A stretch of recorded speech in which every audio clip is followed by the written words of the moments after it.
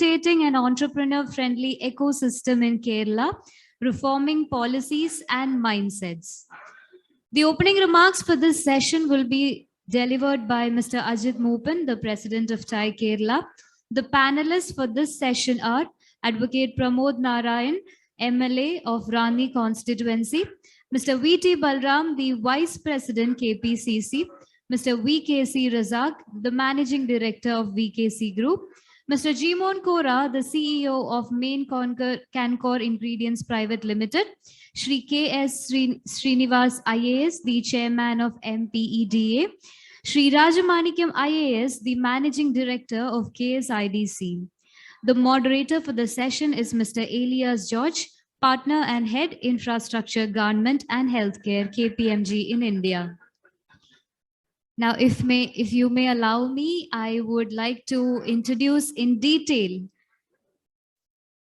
the moderator and the delegate giving us the opening remarks. Mr. Ajit Moopan, the President of TiE Kerala and the Chairman of MN Holdings, a business group having interests in manufacture, plantation, retail, and investments. After earning his BTech from the University of Kerala and MBA from the Mumbai University, he joined the family business after a brief stint in Mumbai and has been leading the group successfully. He was a National Governing Council member of Young Indians and State Panel member in CII. He's a chartered member of TiE Kerala and is currently its president since April 2020. Ladies and gentlemen, I would like to invite onto the dais Mr. Ajit Moopan, the President of TiE Kerala.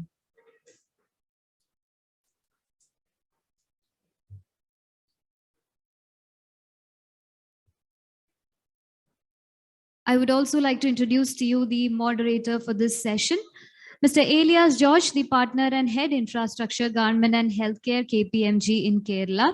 He joined KPMG after a distinguished career in public service as a member of the Indian Administrative Service.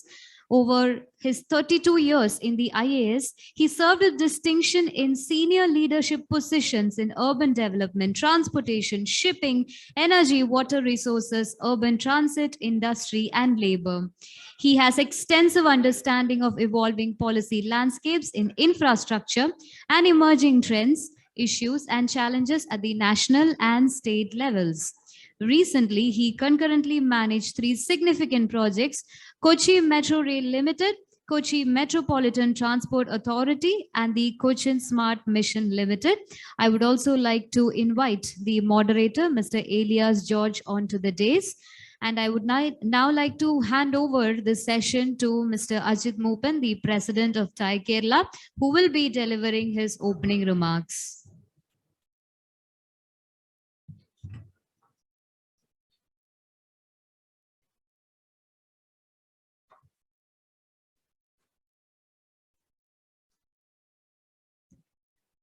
Good evening. Hope you had an interesting day. Yes or no? Thank you.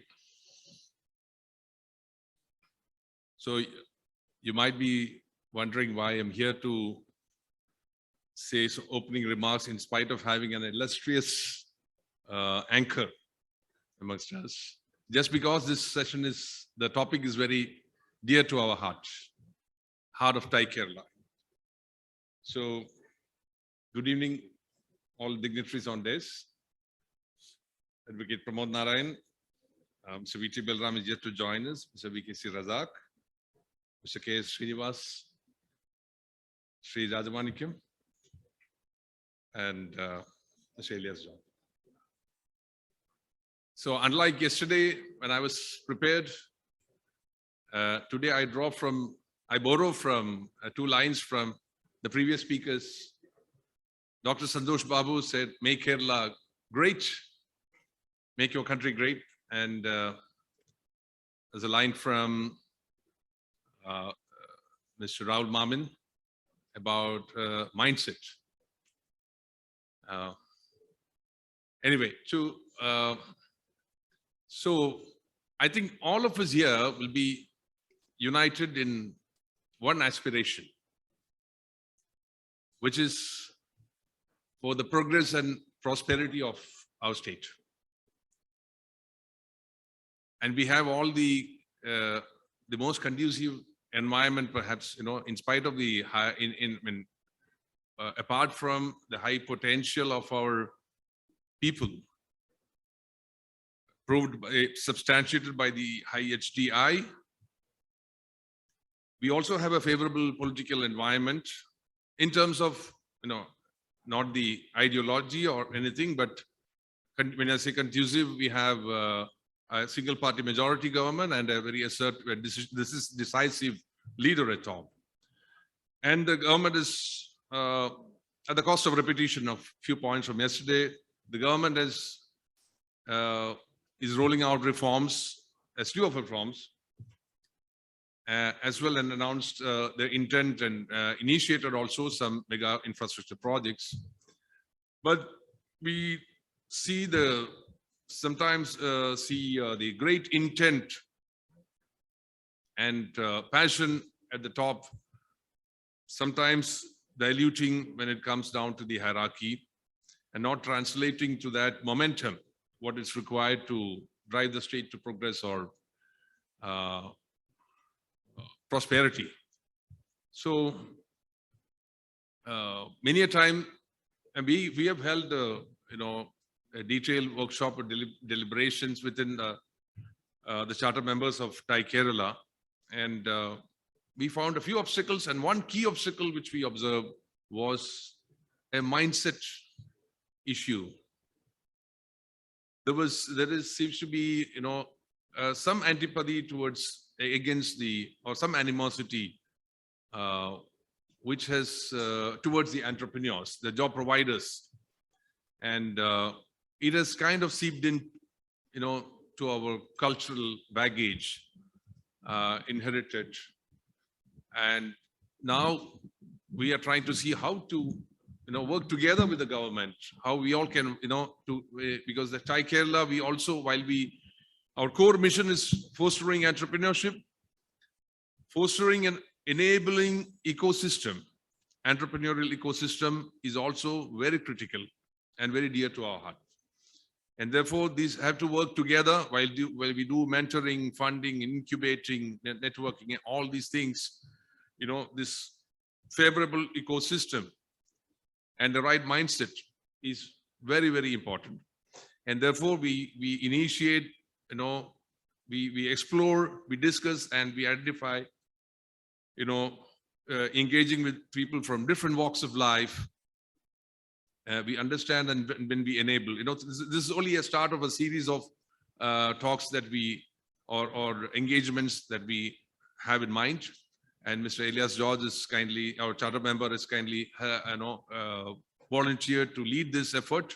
I thank you for that, sir. And I hand you over the session. Thank you so much.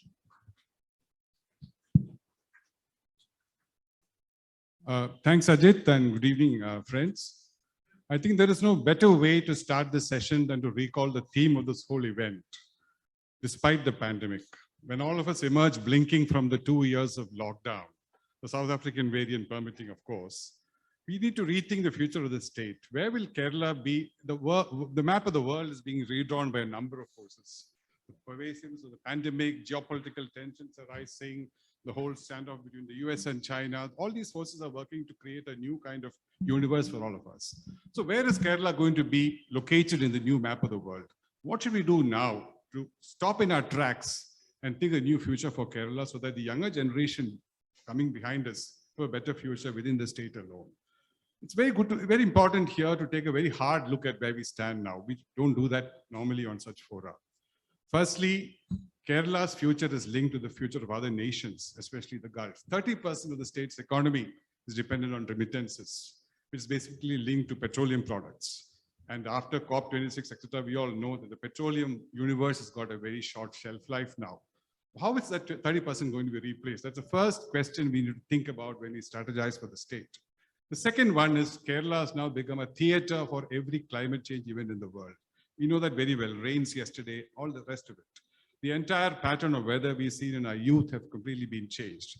And that's going to afflict an environmentally fragile state like Kerala much more than, say, Madhya Pradesh, for instance. So these are two very important factors which we need to take into consideration when we look at what plans ahead for the investment future of the state. But in this crisis also, there are huge opportunities arising. The whole world of investment is looking at safe harbors now because of geopolitical tensions in China, between China and the US. 30% of the US industry in China now have already relocating to other locations. Vietnam and all have done great work in attracting them. Can Kerala, with its ports, with its closeness to the aerial hub of the world, which is Dubai and so on, attract some of that investment? Second big trend, which I want to highlight, is a whole thing called ESG. And I was very happy to hear Minister Rajiv say yesterday that responsible investing is going to be the hallmark for the state. Without ESG, no firm can survive in future. I think Mr. Mahmood is not here. He will know that better than me. Without the E and the S and the G, no investor will invest in your firm. No shareholder will buy your shares. The media will not let you live in peace. Every firm is scrambling to get it into a better position vis-a-vis the E and the S and the G. And the whole point I wanted to make is, if you want to be an ESG compliant firm, there is no better location than Kerala. Why? One is environmental sensitivity. The terrain and the people are so sensitive to the environment that without an environmentally sustainable method of adding value in the state, you cannot survive here. Naturally, you have to be environmentally compliant. Similarly, social. Unless the impact you have on, there's something called the neighborhood effect. You set up a factory in a location, say Perumbavoor, build a wall around it, and do nothing for the community, that is not going to be a sustainable proposition.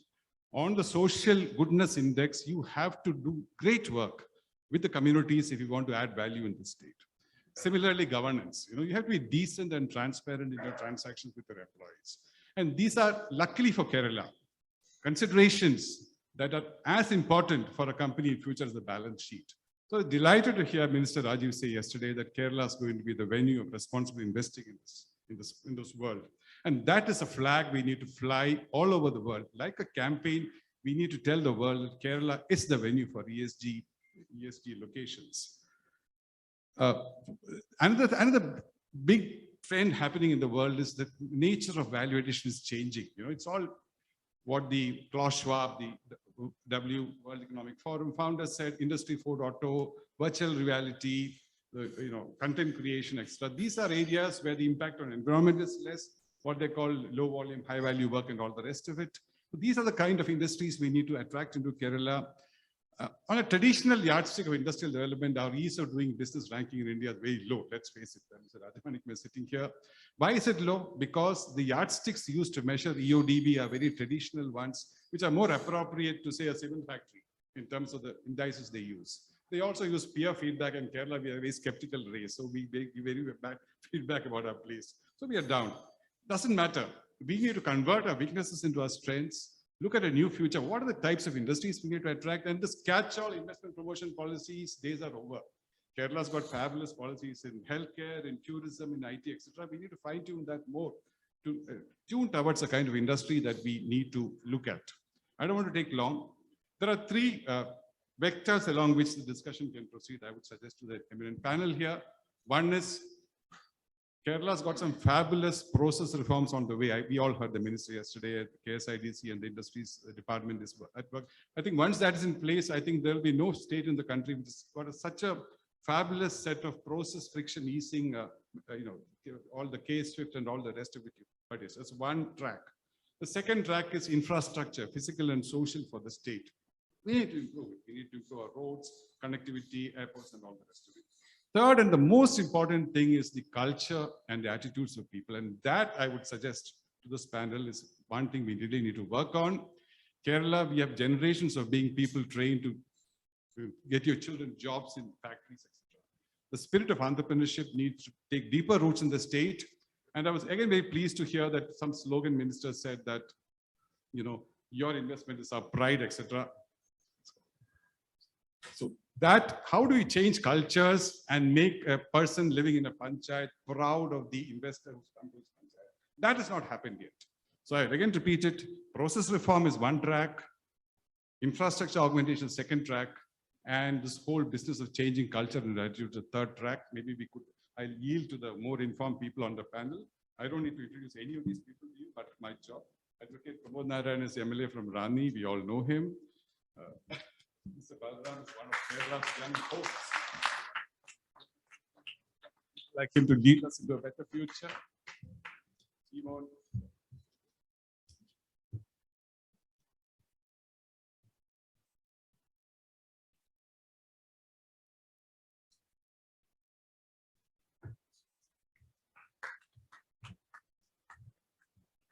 So Jimon Kaur of Kankor, you know, Mr. Razak.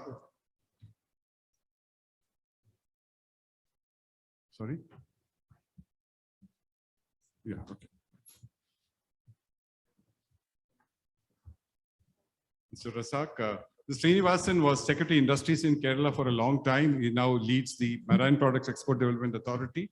Mr. Rajamanikam was a very dynamic collector of Ernakulam, MD KSIDC, the single point for all the concerns that you have here. So I think we should start with the entrepreneurs, right? Because they are the ones who are the stars of the show. So I'll hand over to Mr. Jimon to start.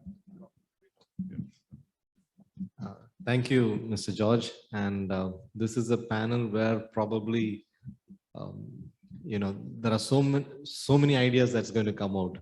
And the thought processes with the experience that this panel has, it's going to be unique and different in that sense. From my experience, what I would probably like to say is, Kerala, as you mentioned, is quite unique in the way the lay of the land lies on. Yesterday, Minister alluded to that on one side you have the Western Ghats, which is quite economically fragile, and on the other side you have the ocean, and there's one strip of land in between in which we have to kind of operate everything, and then you have the coastal regulations on one side. So in between that we are placed, and the EODB kind of a thing, which is pretty outdated, as you mentioned, and we don't have the kind of resources that maybe the other states have. In that sense, we don't have large swaths of land. We don't have, the kind of the connectivity to the rest of the labor, actually, because most of our people are reasonably educated. So even today, if you look at Kerala, most of the labor class, we are importing it from other states, usually from Bengal or Orissa or Madhya Pradesh and even Northeast now. So we do have our constraints. If that be the case, which are the industries that we need to focus on? How do we evolve to the next level? That's exactly why we are all seated here. And if you look at it that way, there are industries which have traditionally operated over the last few years. The spice industry, which I come from, industry was set up in 1969-70. It's 52 years now. We have also evolved over time. You have the IT industry doing pretty well here. You have 4 ports, 2 major ports, and that is something which we really need to look at in terms of logistics. How can we become a logistic hub for this part of the world? In terms of lastly, the most important thing, as you mentioned, the mindset change, the cultural change, and that's something which we kind of carry this baggage from the past, where 100 years back you had the feudal system where there was exploitation. While there is no exploitation now, it's still, the mindset continues that if you are running a business, you are going to exploit the people. So that mindset change is absolutely critical to change, and that would come from a lot of initiatives, right from educating the next generation, which to some extent is happening, but probably there is much more to happen on that front. And that's where actually industries can actually connect with academia across the state through various means. And I'm sure that we will be able to find how we do it, either through schools, through colleges, universities. TIE also has a program, TIE Young Entrepreneurs. So that is something which is trying to take entrepreneurship right from the school level. We are also trying to connect with the universities. So that is one aspect of it. In terms of the kind of changes that the industries minister yesterday was mentioning, a lot of these changes, while this is happening, this is not going down to the people. You know, most of it is not well understood, or the information is not well disseminated. So many of our people sitting here, probably you mentioned K-Swift. It's an amazing process which the government has put. But how many entrepreneurs here or industries that are operating today know about K-Swift? How many of them use it? So this is, you know, that information gap. How do we bridge that gap? It has to be done in a very, very absolutely systematic manner, where all the kind of changes that are being driven gets down to the people. And once that information is available, they get to know how to use it. Now, that is one part of it. The other part of it is, while the government is well-meaning and the legislatives make those changes, by the time it percolates down to the LSGs, it takes a completely different form.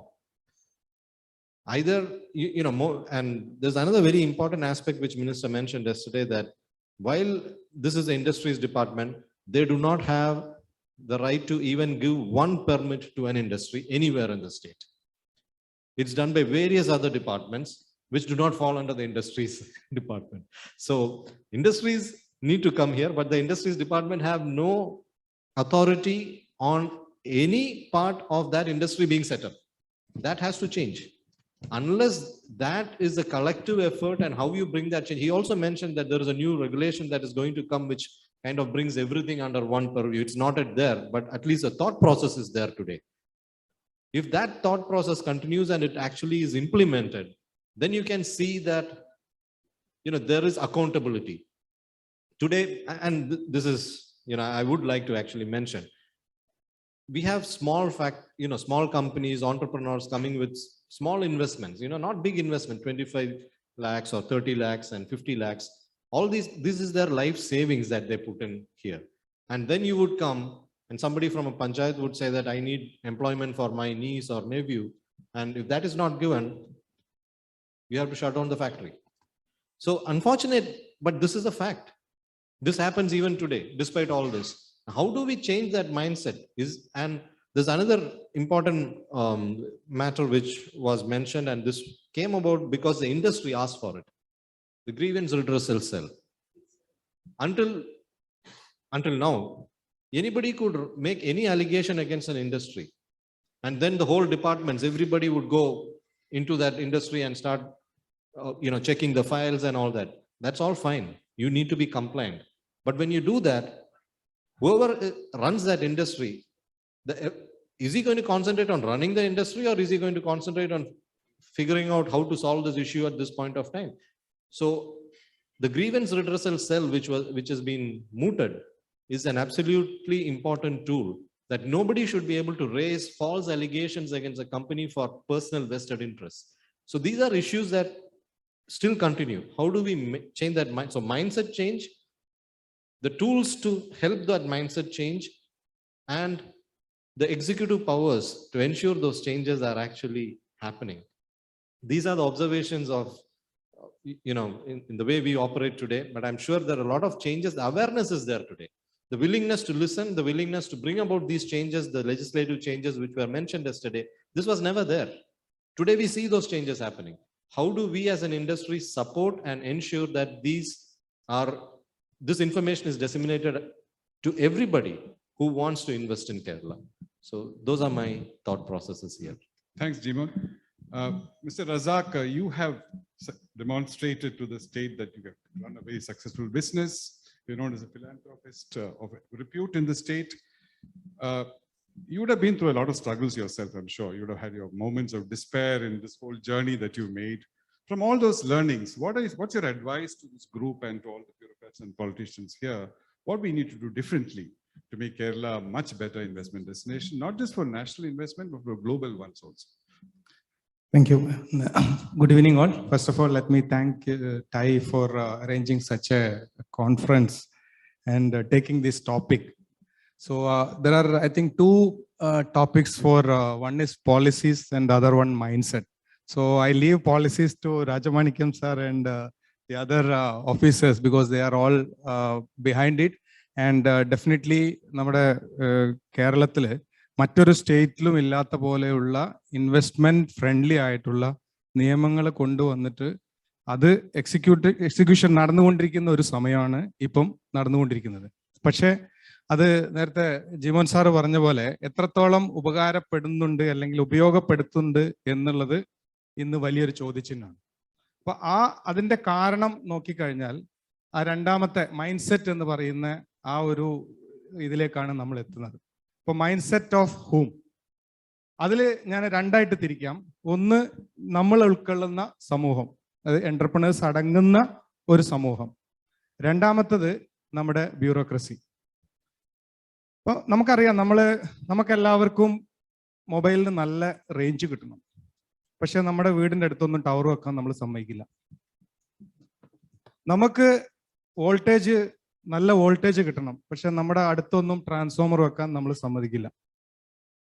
നമ്മുടെ നമ്മുടെ പ്രദേശം നല്ല clean ആയിരിക്കണം. പക്ഷെ ഒരു trenching ground അടുത്തൊന്നും വെക്കാൻ നമ്മൾ ആരും സമ്മതിക്കില്ല. ഈ മൈൻഡ് സെറ്റ് നമ്മളെ എവിടേക്കാണ് കൊണ്ടുപോകുന്നത് എന്നുള്ളതാണ് നമ്മൾ ചിന്തിക്കേണ്ടത്.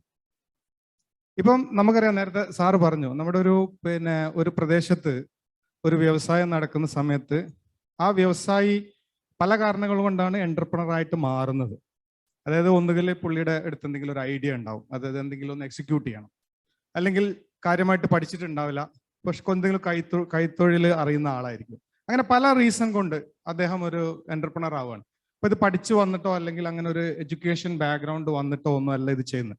അപ്പൊ അദ്ദേഹത്തെ സംബന്ധിച്ചിടത്തോളം ഈ റൂൾസ് ആൻഡ് റെഗുലേഷൻ ഒന്നും അദ്ദേഹത്തിന്റെ മൈൻഡിൽ ഉണ്ടാവില്ല. ഈ ഒരു സ്ഥാപനം തുടങ്ങി അത് റൺ ചെയ്യാന്ന് മാത്രമേ പുള്ളിയുടെ തലയിലുള്ളൂ.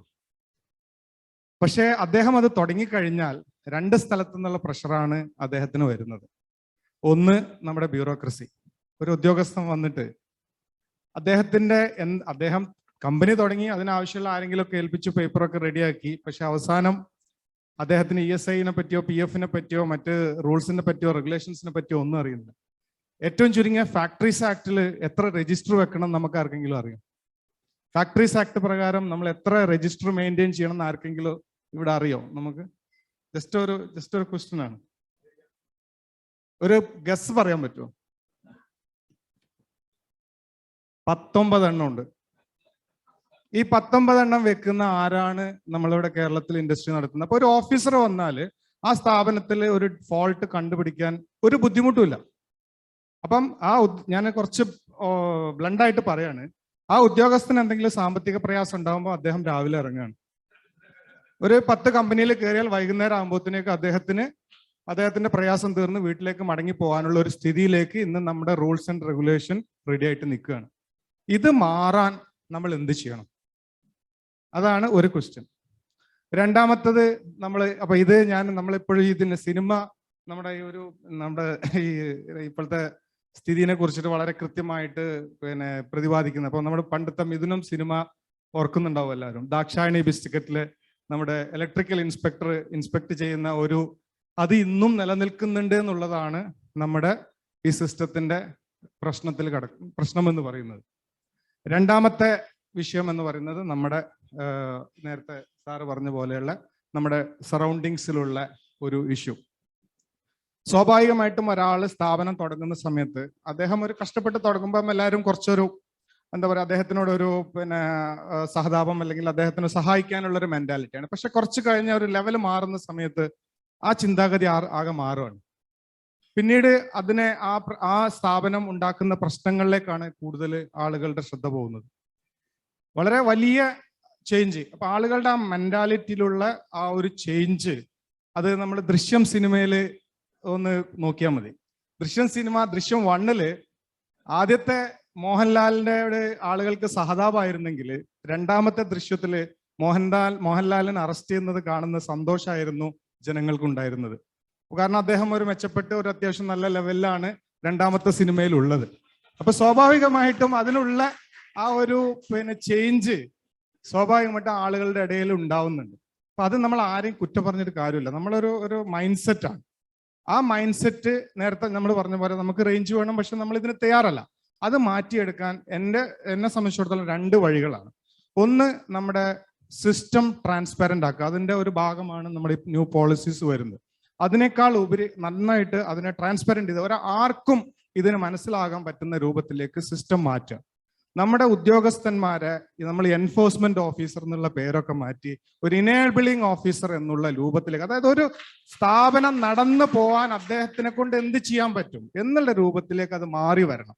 കാരണം ഇത് പ്രശ്നങ്ങൾ കണ്ടുപിടിക്കുന്നതിന് പകരം പ്രശ്നങ്ങൾ കണ്ടുപിടിച്ച് അത് കറക്റ്റ് ചെയ്യാൻ ആവശ്യമായിട്ടുള്ള കാര്യങ്ങൾ ചെയ്തു കൊടുക്കാനുള്ള ഉത്തരവാദിത്തം ആ ഓഫീസേഴ്സിന് കൊടുക്കുമ്പോൾ മാത്രമേ നമുക്കിതിൽ മാറ്റം വരുള്ളൂ. അതുവരെ നമുക്കിതിലൊരു മാറ്റവും പ്രതീക്ഷിക്കേണ്ട എന്ത് നിയമം ഉണ്ടായിട്ടും കാര്യമില്ല. അപ്പോൾ കെ-സ്വിഫ്റ്റ് സാറിന് അറിയാം എത്ര ഭംഗിയുള്ള നിയമമാണ്.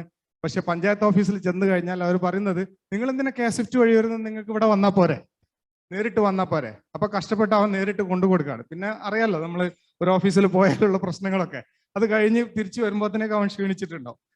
അപ്പൊ ഒരു വ്യവസായിയെ സംബന്ധിച്ചിടത്തോളം എന്താന്ന് പറഞ്ഞാൽ, ഇപ്പൊ ഉദാഹരണത്തിന് ഒരു 10 കോടി ഇൻവെസ്റ്റ്മെന്റ് നടത്തുന്ന ഒരു സ്ഥാപനം ഒരു വർഷം ഏകദേശം 10 ലക്ഷം ഇൻട്രസ്റ്റ് വേണം.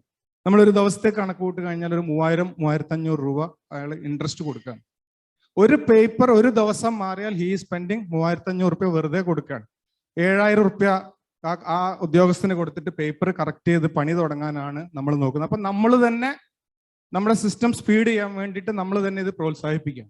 അപ്പൊ ആ കൊടുക്കാൻ സാഹചര്യം ഇല്ലാത്ത രൂപത്തിലേക്ക് സിസ്റ്റം വന്നു കഴിയുമ്പോൾ മാത്രമേ നമ്മുടെ എല്ലാം മാറി വരുള്ളൂ. അപ്പൊ ഇത് നമ്മൾ ഒന്ന് കറക്റ്റ് ചെയ്ത്, പോളിസി മാത്രം കറക്റ്റ് ചെയ്തുകൊണ്ട് കാര്യമില്ല, പോളിസി ഇംപ്ലിമെന്റ് ചെയ്യുന്നിടത്തും അത് കറക്റ്റ് ചെയ്തെങ്കിൽ മാത്രമേ ഈ മാറ്റം വരുള്ളൂ. അപ്പൊ ഈ 2 മാറ്റങ്ങൾ നമ്മൾ കൊണ്ടുവന്നത് ആളുകളുടെ മൈൻഡ് സെറ്റ് മറപ്പം. ഈ MSME എന്ന് പറയുന്നത് ഇനിയുള്ള കാലത്ത് തൊഴിൽ കിട്ടാൻ, ഇപ്പൊ നമുക്കറിയാം അഗ്രികൾച്ചറും MSME ആണ് ഇനിയുള്ള ആകെ ഓപ്ഷൻ. അത് നമുക്ക് വന്നേ പറ്റൂ. ഈ ലോക്കൽ സെൽഫ് ഗവൺമെന്റിനൊക്കെ അതൊരു ടാർഗറ്റ് ആയിട്ട് കൊടുത്തുകൊണ്ട് ഇത്ര എംപ്ലോയ്മെന്റ് ജനറേറ്റ് ചെയ്യുന്നുണ്ട് എന്നുള്ളതിന്റെ അടിസ്ഥാനത്തിൽ അവർക്കുള്ള പദ്ധതി വിഹിതം കൊടുക്കുകയും ആ പഞ്ചായത്തുകളിൽ സ്ഥാപനം കൊണ്ടുവരിക എന്നുള്ളത് അവരുടെ ഉത്തരവാദിത്തമായി മാറ്റുകയും ചെയ്യുക എന്നുള്ളതാണ് ആദ്യത്തെ സ്റ്റെപ്പ്. രണ്ടാമത്തേത് നമ്മുടെ സമൂഹത്തിന്, നമുക്കറിയാം ഇപ്പൊ നമ്മുടെ ഒരുപാട് മെസ്സേജസ് കൊടുക്കുന്നുണ്ട്. ഇപ്പൊ പുകവലി ഹാനികരമാണ്, നമ്മൾ മെസ്സേജ് സ്ഥിരമായിട്ട് കൊടുക്കുന്നുണ്ട്. അതേപോലെ ഈ വ്യവസായവും കൃഷിയും നമ്മുടെ നാടിന് ആവശ്യമാണ്, അത് എല്ലാവരും കൊണ്ടുവരണം എന്നുള്ളൊരു മെസ്സേജ്, അതിനൊരു വളരെ കൃത്യമായിട്ടുള്ള ഒരു കമ്മ്യൂണിക്കേഷൻ കൊടുത്തു കഴിഞ്ഞാൽ മാത്രമേ ആളുകളുടെ മനോഭാവം മാറുകയുള്ളൂ എന്നുള്ളതാണ് എൻ്റെ അഭിപ്രായം. അതിനു വേണ്ടിയിട്ടുള്ള പ്രചരണ പ്രവർത്തനങ്ങൾ നടത്തുക എന്നുള്ള കാര്യമാണ് എനിക്ക് ആദ്യമായിട്ട് പറയാൻ. Thanks, Razak ji. So I think both the entrepreneurs on the panel have laid out the problem statement very well. So I'd request our political leaders and our lawmakers to react to it. Advocate.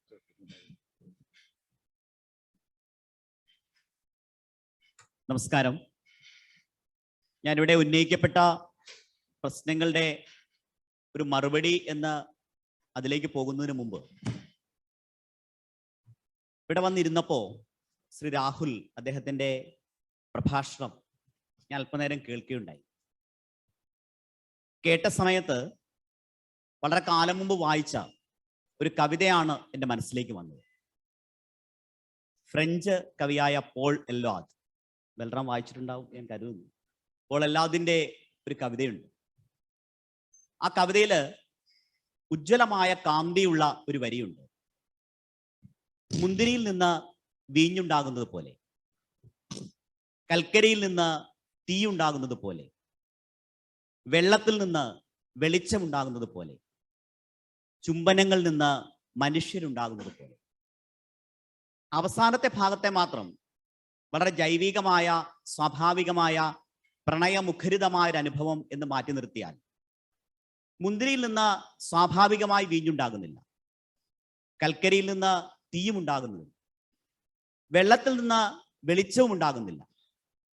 അങ്ങനെ സൃഷ്ടിക്കാൻ കഴിയും, അതിനെ മറ്റൊന്നായി രൂപാന്തരപ്പെടുത്താൻ കഴിയും എന്ന് ചിന്തിച്ച, അതിന് ധൈര്യം കാട്ടിയ, മറ്റാരും ചിന്തിക്കാത്ത വഴികളിലൂടെ നടന്ന ഒരു തലമുറ നമുക്കുണ്ടായിരുന്നു. ആരാണ് ലോകത്തെ സൃഷ്ടിച്ചത് എന്ന് ചോദിച്ചാൽ അതിൻ്റെ ഉത്തരം history, history. Usha Jose K Mani പണങ്ങില്ല എങ്കിൽ ഞാൻ ഹെർ സ്റ്റോറി എന്ന് കൂടി ചേർക്കാം. ഹെർ സ്റ്റോറിയോട് കൂടിയാണ് ചരിത്രം എന്ന ട്രാൻസ്ജെൻഡേഴ്സും ഉണ്ട്. അപ്പൊ നമുക്ക് അങ്ങനെയും ചരിത്രത്തെ മാറ്റി എഴുതേണ്ടതുണ്ട്. അത്തരമൊരു പാരമ്പര്യമുള്ള തലമുറയാണ് സംരംഭകർ. ഇവിടെ ഇരിക്കുന്ന നിങ്ങളുടെ മുമ്പേയുള്ള തലമുറയ്ക്ക് കോൺക്ലേവ് ഉണ്ടായിരുന്നില്ല, MBAയും ഉണ്ടായിരുന്നില്ല. VKCയെ പോലുള്ള ആളുകൾ നടന്നത് മുമ്പ് നടന്ന ആരും നടന്ന വഴികളിലൂടെയുമല്ല. ലോകത്തെല്ലായിടത്തും അങ്ങനെയായിരുന്നു. അത്തരമൊരു തലമുറയുടെ വീര്യം ഉൾക്കൊള്ളുന്ന ആളുകളോട് സംസാരിക്കാൻ കഴിയുക എന്നത് തീർച്ചയായിട്ടും വലിയൊരു ഭാഗ്യമാണ്. അതിന് ടൈയോട് പ്രത്യേകമായ ഒരു നന്ദി രേഖപ്പെടുത്തുക. ഇവിടെ ഉന്നയിച്ച പ്രശ്നങ്ങൾ അടുത്ത വർഷം മുതൽ MLA ആയിട്ടല്ല, ഇതിന്റെ മുഴുവൻ സെഷനിലും ഒരു കേൾവിക്കാരനായി പുതിയ കാര്യങ്ങൾ പഠിക്കാനുള്ള ഒരു മനസ്സോടുകൂടി വിദ്യാർത്ഥിയായി വന്നിരിക്കണം എന്നുള്ള ആഗ്രഹം കൂടിയും പ്രകടിപ്പിക്കുകയാണ്. ഇവിടെ ഉന്നയിച്ച വിഷയങ്ങളിൽ ഗവേണൻസുമായി ബന്ധപ്പെട്ടതും അല്ലെങ്കിൽ നമ്മുടെ നിയമനിർമ്മാണം, ഇപ്പോ ഫാക്ടറികളിൽ കൂജയിൽ വെള്ളമുണ്ടാകണം എന്ന നിയമം ഇപ്പോഴും ഉണ്ട്. കഴിഞ്ഞ ആഴ്ചയാണ് നമ്മൾ നിയമസഭയിൽ ചർച്ച ചെയ്ത് മാറ്റിയത്. കൂജ കണ്ടിട്ട് പോലും ഇല്ല നമ്മൾ. അപ്പൊ അവിടെ വെള്ളമുണ്ടാകണം, കുടിവെള്ളം ഉണ്ടാകണം എന്നൊക്കെയുള്ള ആരോ എഴുതി വെച്ച നിയമം, ശ്രീ P. രാജീവ് അദ്ദേഹം ഇവിടെ സംസാരിച്ചിട്ടുണ്ടാകും ഞാൻ കരുതുന്നു. അത്തരം കാര്യങ്ങൾ, നിയമങ്ങൾ, കാലാനുസൃതമായിട്ടുള്ള നിയമനിർമ്മാണങ്ങളും നിയമത്തിന്റെ അമെൻമെന്റും കേരളത്തിൽ നടന്നുകൊണ്ടിരിക്കുകയാണ്. ആ പ്രക്രിയ നമുക്ക് തുടരേണ്ടതുണ്ട്. മറ്റൊന്ന്, ഗവേണൻസിൽ ഉണ്ടാകേണ്ട അല്ലെങ്കിൽ നമ്മുടെ ബ്യൂറോക്രസിയിൽ ഉണ്ടാകേണ്ട ഒരു വലിയ മാറ്റമാണ്. അടിസ്ഥാനപരമായി ബ്യൂറോക്രസി എന്നത് ഒരു സമൂഹത്തിന്റെ പരിച്ഛേദമാണ്. ലോകത്തെല്ലായിടത്തും ബ്യൂറോക്രസിയിൽ വളരെ ലേറ്റന്റ് ആയിട്ടുണ്ടാകുന്ന ഇൻക്ലിനേഷൻസ് ഉണ്ട്. അത് കേരളത്തിലും ഉണ്ടാകാം. പക്ഷെ അതിനും അപ്പുറം കേരളം എന്ന നാടിന്റെ സംരംഭത്വത്തോടുള്ള സമീപനത്തിൽ നമുക്ക് എങ്ങനെയാണ് മാറ്റം വരാൻ പോകുന്നത്? ഞാൻ ആ ഭാഗത്തെക്കുറിച്ച് വിശദീകരിക്കാം എന്നാണ് കരുതുന്നത്. രണ്ട് തരത്തിലാണ് എനിക്കതിനെ കാണാൻ കഴിയുന്നത്. എൻ്റെ സമയം നീണ്ടുപോവുകയാണെങ്കിൽ അങ്ങ് പറഞ്ഞാൽ മതി. ചെറിയ മനുഷ്യനാണെങ്കിലും ചിലപ്പോൾ പറയുന്നത് നീണ്ടുപോവുകയാണെങ്കിൽ.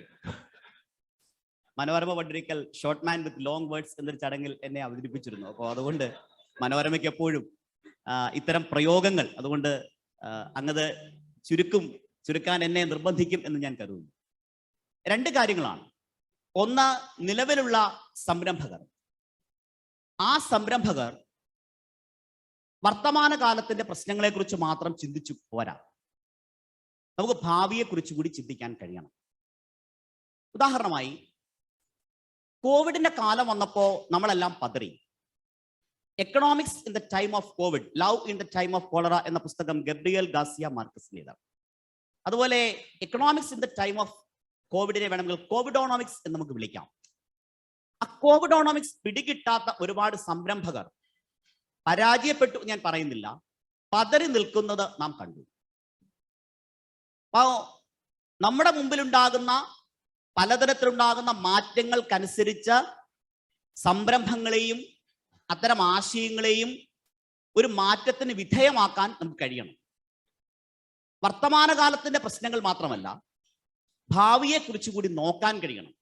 അംബാനിയെ പോലുള്ള ആളുകൾ അങ്ങനെ നോക്കിയത് കൊണ്ടാണ് അവർ വലിയ ആളുകളായത് ഞാൻ കരുതുന്നു. ഞാനിത് പറഞ്ഞാൽ നാളെ അംബാനിയെ ന്യായീകരിച്ചു എന്നൊരു ആക്ഷേപം വരുമോ എന്ന ഭയവും ചെറുതായിട്ട് ഇപ്പോൾ മനസ്സിൽ, പറയേണ്ടതില്ലായിരുന്നു എന്ന് പിന്നെ പറഞ്ഞു കഴിഞ്ഞപ്പോഴാണ് തോന്നുന്നത്. അതിന്റെ കാരണം ഞാൻ പറഞ്ഞത്, ഒന്ന്, നമുക്കിപ്പോൾ 1947 ഇന്ത്യക്ക് സ്വാതന്ത്ര്യം കിട്ടിയ സമയത്ത് തന്നെയാണ് ലോകത്തിലെ ആദ്യത്തെ ട്രാൻസിസ്റ്റർ പുറത്തിറങ്ങി. അതേ ട്രാൻസിസ്റ്ററിൽ ഇന്ന് 10 ലക്ഷം ബില്യൺ ട്രാൻസിസ്റ്റേഴ്സ് ഉൾക്കൊള്ളിക്കാൻ കഴിയും. നാനോ ടെക്നോളജി എത്ര വേഗം മാറിയിരിക്കുന്നു. നാനോമീറ്റേഴ്സ്, 3 മീറ്റേഴ്സിൽ നിന്ന് 5 നാനോമീറ്റേഴ്സിലേക്കുള്ള ഗവേഷണങ്ങൾ ഏറ്റവും നടത്തുന്നത് ഒന്ന് സാംസങ് ആണെന്ന് ഞാൻ വായിച്ചു, രണ്ടാമത് തായ്വാനിലെ ഒരു കമ്പനിയാണ്. ഭാവിയിലെ ടെക്നോളജി, നമ്മൾ ആർട്ടിഫിഷ്യൽ ഇന്റലിജൻസും ബയോടെക്നോളജിയും പറയുന്നത് പോലെ തന്നെ നാനോ ടെക്നോളജിയുടെ സാധ്യതയെ കേരളത്തിന് അത്തരം സാധ്യതകളെ കുറിച്ച് കൂടി 10 വർഷം കഴിഞ്ഞാൽ ലോകത്തെ മാറ്റിമറിക്കാൻ കഴിയുന്ന, അതെല്ലാ മേഖലയിലും നാനോ ടെക്നോളജി വലിയ മാറ്റങ്ങൾ ഉണ്ടാകും എന്ന് വിശ്വസിക്കുന്ന ആളാണ് ഞാൻ. അത്തരത്തിൽ വരാൻ പോകുന്ന കാലത്തെക്കുറിച്ച് കൂടി ഓൺട്രപ്രണേഴ്സിന് കാണാൻ കഴിയും. അപ്പൊ നമ്മുടെ ഡിസൈൻസ് വലിയൊരു സാധ്യതയാണ് കേരളത്തിനുള്ളത്. ഇപ്പൊ ഡിസൈൻസിന്റെ കാര്യം നമുക്ക് ആകെ അറിയാവുന്നത്, ഞാൻ തെറ്റായി പറയുകയല്ല, ഫാഷൻ ഡിസൈൻ എന്നതിന്റെ കൂടെ മാത്രമേ നമുക്ക് ഡിസൈൻ എന്ന് നമ്മൾ കേട്ടിട്ടുള്ളൂ. ഞാൻ എൻ്റെ മണ്ഡലത്തിലെ കുട്ടികളെ നാഷണൽ ഇൻസ്റ്റിറ്റ്യൂട്ട് ഓഫ് ഡിസൈനിൽ കൊണ്ടുപോകണം എന്ന് വിചാരിക്കുകയാണ്. അടുത്ത കാലത്ത് നമ്മുടെ ഈ മൊബൈലിന്റെ ഒക്കെ സൈഡൊക്കെ ഇപ്പൊ മാറി കേവായി, അല്ല, യൂട്ടിലിറ്റിയുടെ ഭാഗമായി കേവായി തുടങ്ങി. വിജയരാമൻ സാറ് ശ്രദ്ധിച്ചു, അദ്ദേഹത്തിന്റെ മൊബൈലിലേക്ക് പെട്ടെന്ന് നോക്കി കേവായോ എന്ന്. അപ്പോ ഇതൊരു വലിയ സാധ്യതയാണ്, ഡിസൈൻസിൽ ഉണ്ടാകുന്ന മാറ്റം. അതുപോലെ തന്നെ വാക്സിനേഷൻ വന്നു. വാക്സിനേഷൻ നമുക്കെല്ലാം അറിയാം, ഷാർക്ക് ഓയിൽ നമ്മൾ ഉപയോഗിക്കുന്നു. നമുക്ക് എന്തുകൊണ്ടാണ് ബയോഫാമയുടെ സാധ്യതയെക്കുറിച്ച് ചിന്തിക്കാൻ കഴിയാത്തത്? നമ്മുടെ ട്യൂബേഴ്സിൽ നിന്ന് എത്രമാത്രം ക്യാൻസറിന് വേണ്ട മരുന്നുകൾ സൃഷ്ടിക്കുന്നുണ്ട്.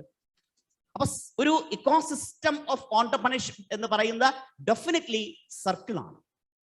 കൃഷി ചെയ്യുന്ന കർഷകൻ മുതൽ ഓൺടർപ്രണർ വരെ എത്തി നിൽക്കുന്ന സംരംഭകത്വ ശൃംഖലയെ കുറിച്ച് കേരളം ചിന്തിക്കേണ്ടതുണ്ട്. അത് ഓൺടർപ്രണേഴ്സിന്റെ സംരംഭകരുടെ കൂടി ഉത്തരവാദിത്തമാണ് എന്ന് ഞാൻ കരുതുന്നു. രണ്ടാമത്തേത്, കേരളത്തിന്റെ മൈൻഡ് സെറ്റ് എങ്ങനെ മാറാം. മൈൻഡ് സെറ്റ് എന്ന വാക്കിനെ കൾച്ചർ എന്ന വാക്ക് കുറെ കൂടി ഭംഗിയായി ഉപയോഗിക്കുന്നതായിരിക്കും നല്ലത് ഞാൻ കരുതുന്നു. എവിടെ നിന്നാണ് കൾച്ചർ ഉണ്ടാകുന്നത്?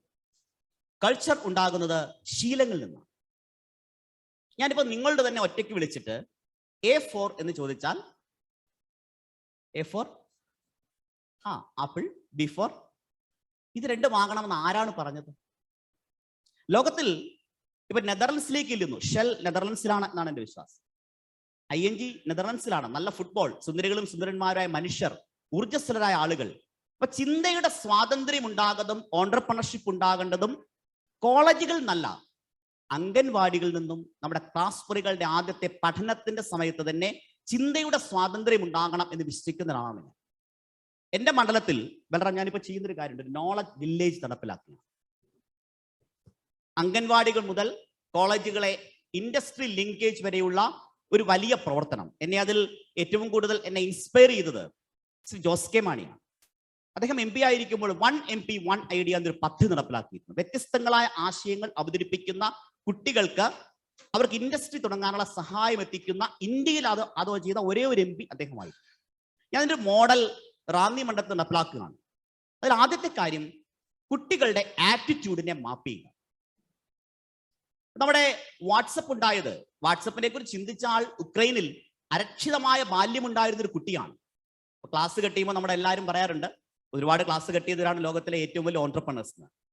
പക്ഷേ ഒരാളിന്റെ അഭിരുചിയെ മാപ്പ് ചെയ്യുക, ആറ്റിറ്റ്യൂഡ് മാപ്പിംഗ്, കുട്ടികളുടെ അഭിരുചിയെ നമ്മൾ മാപ്പ് ചെയ്യണം. ഞാൻ റാന്നിയിൽ ചെയ്യുന്നൊരു കാര്യമാണ്, എല്ലാ കുട്ടികളുടെയും അഭിരുചിയെ മാപ്പ് ചെയ്യുക.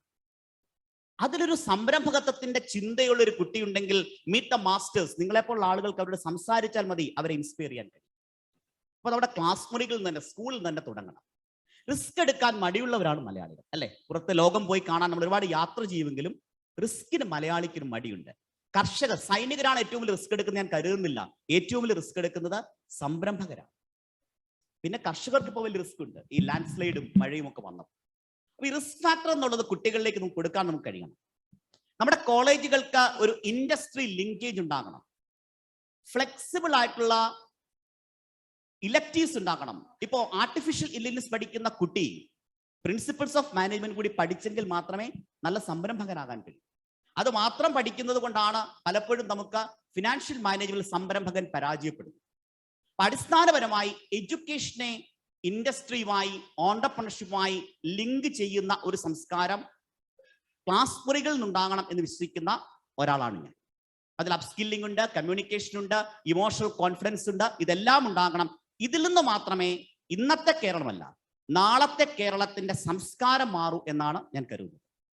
ഞാൻ എൻ്റെ വാക്കുകൾ അവസാനിപ്പിക്കുന്നു. തുടങ്ങിയത് ഒരു കവിതയാണ്, അവസാനം ഒരു കവിത മനസ്സിൽ വരുന്നത് ജീസസ് ക്രൈസ്റ്റിന്റെ അദ്ദേഹത്തിന്റെ അത്ഭുതങ്ങളെ കുറിച്ച് എഴുതാൻ ആവശ്യപ്പെട്ടപ്പോൾ ഒരു നൂറ്റാണ്ടിന് മുമ്പ് ഓക്സ്ഫോർഡ് യൂണിവേഴ്സിറ്റിയിലെ ക്ലാസ് മുറിയിൽ എന്തെഴുതും എന്ന് കരുതിയിരുന്ന കുട്ടികൾക്കിടയിൽ ഒരാൾ മാത്രം സമയം അവസാനിക്കുമ്പോൾ 2 വരി മാത്രം എഴുതി. ആ വരി ഇതായിരുന്നു: the water met its master and blushed. ജലം അതിന്റെ നാഥനെ കണ്ടുമുട്ടിയപ്പോൾ ചുവന്നു തുടുത്തു. വെള്ളത്തെയും നമുക്ക് വീഞ്ഞാക്കി മാറ്റാം. അത് മാറ്റാൻ കഴിയുന്ന ധൈര്യമുള്ള നാഥനും നാഥയും ഉണ്ടായാൽ മതി. അതിന് നാളത്തെ കേരളത്തിന് കഴിയും. അത് വിദ്യാർത്ഥികൾ നാകണം എന്നാണ് എൻ്റെ ചിന്ത. നന്ദി.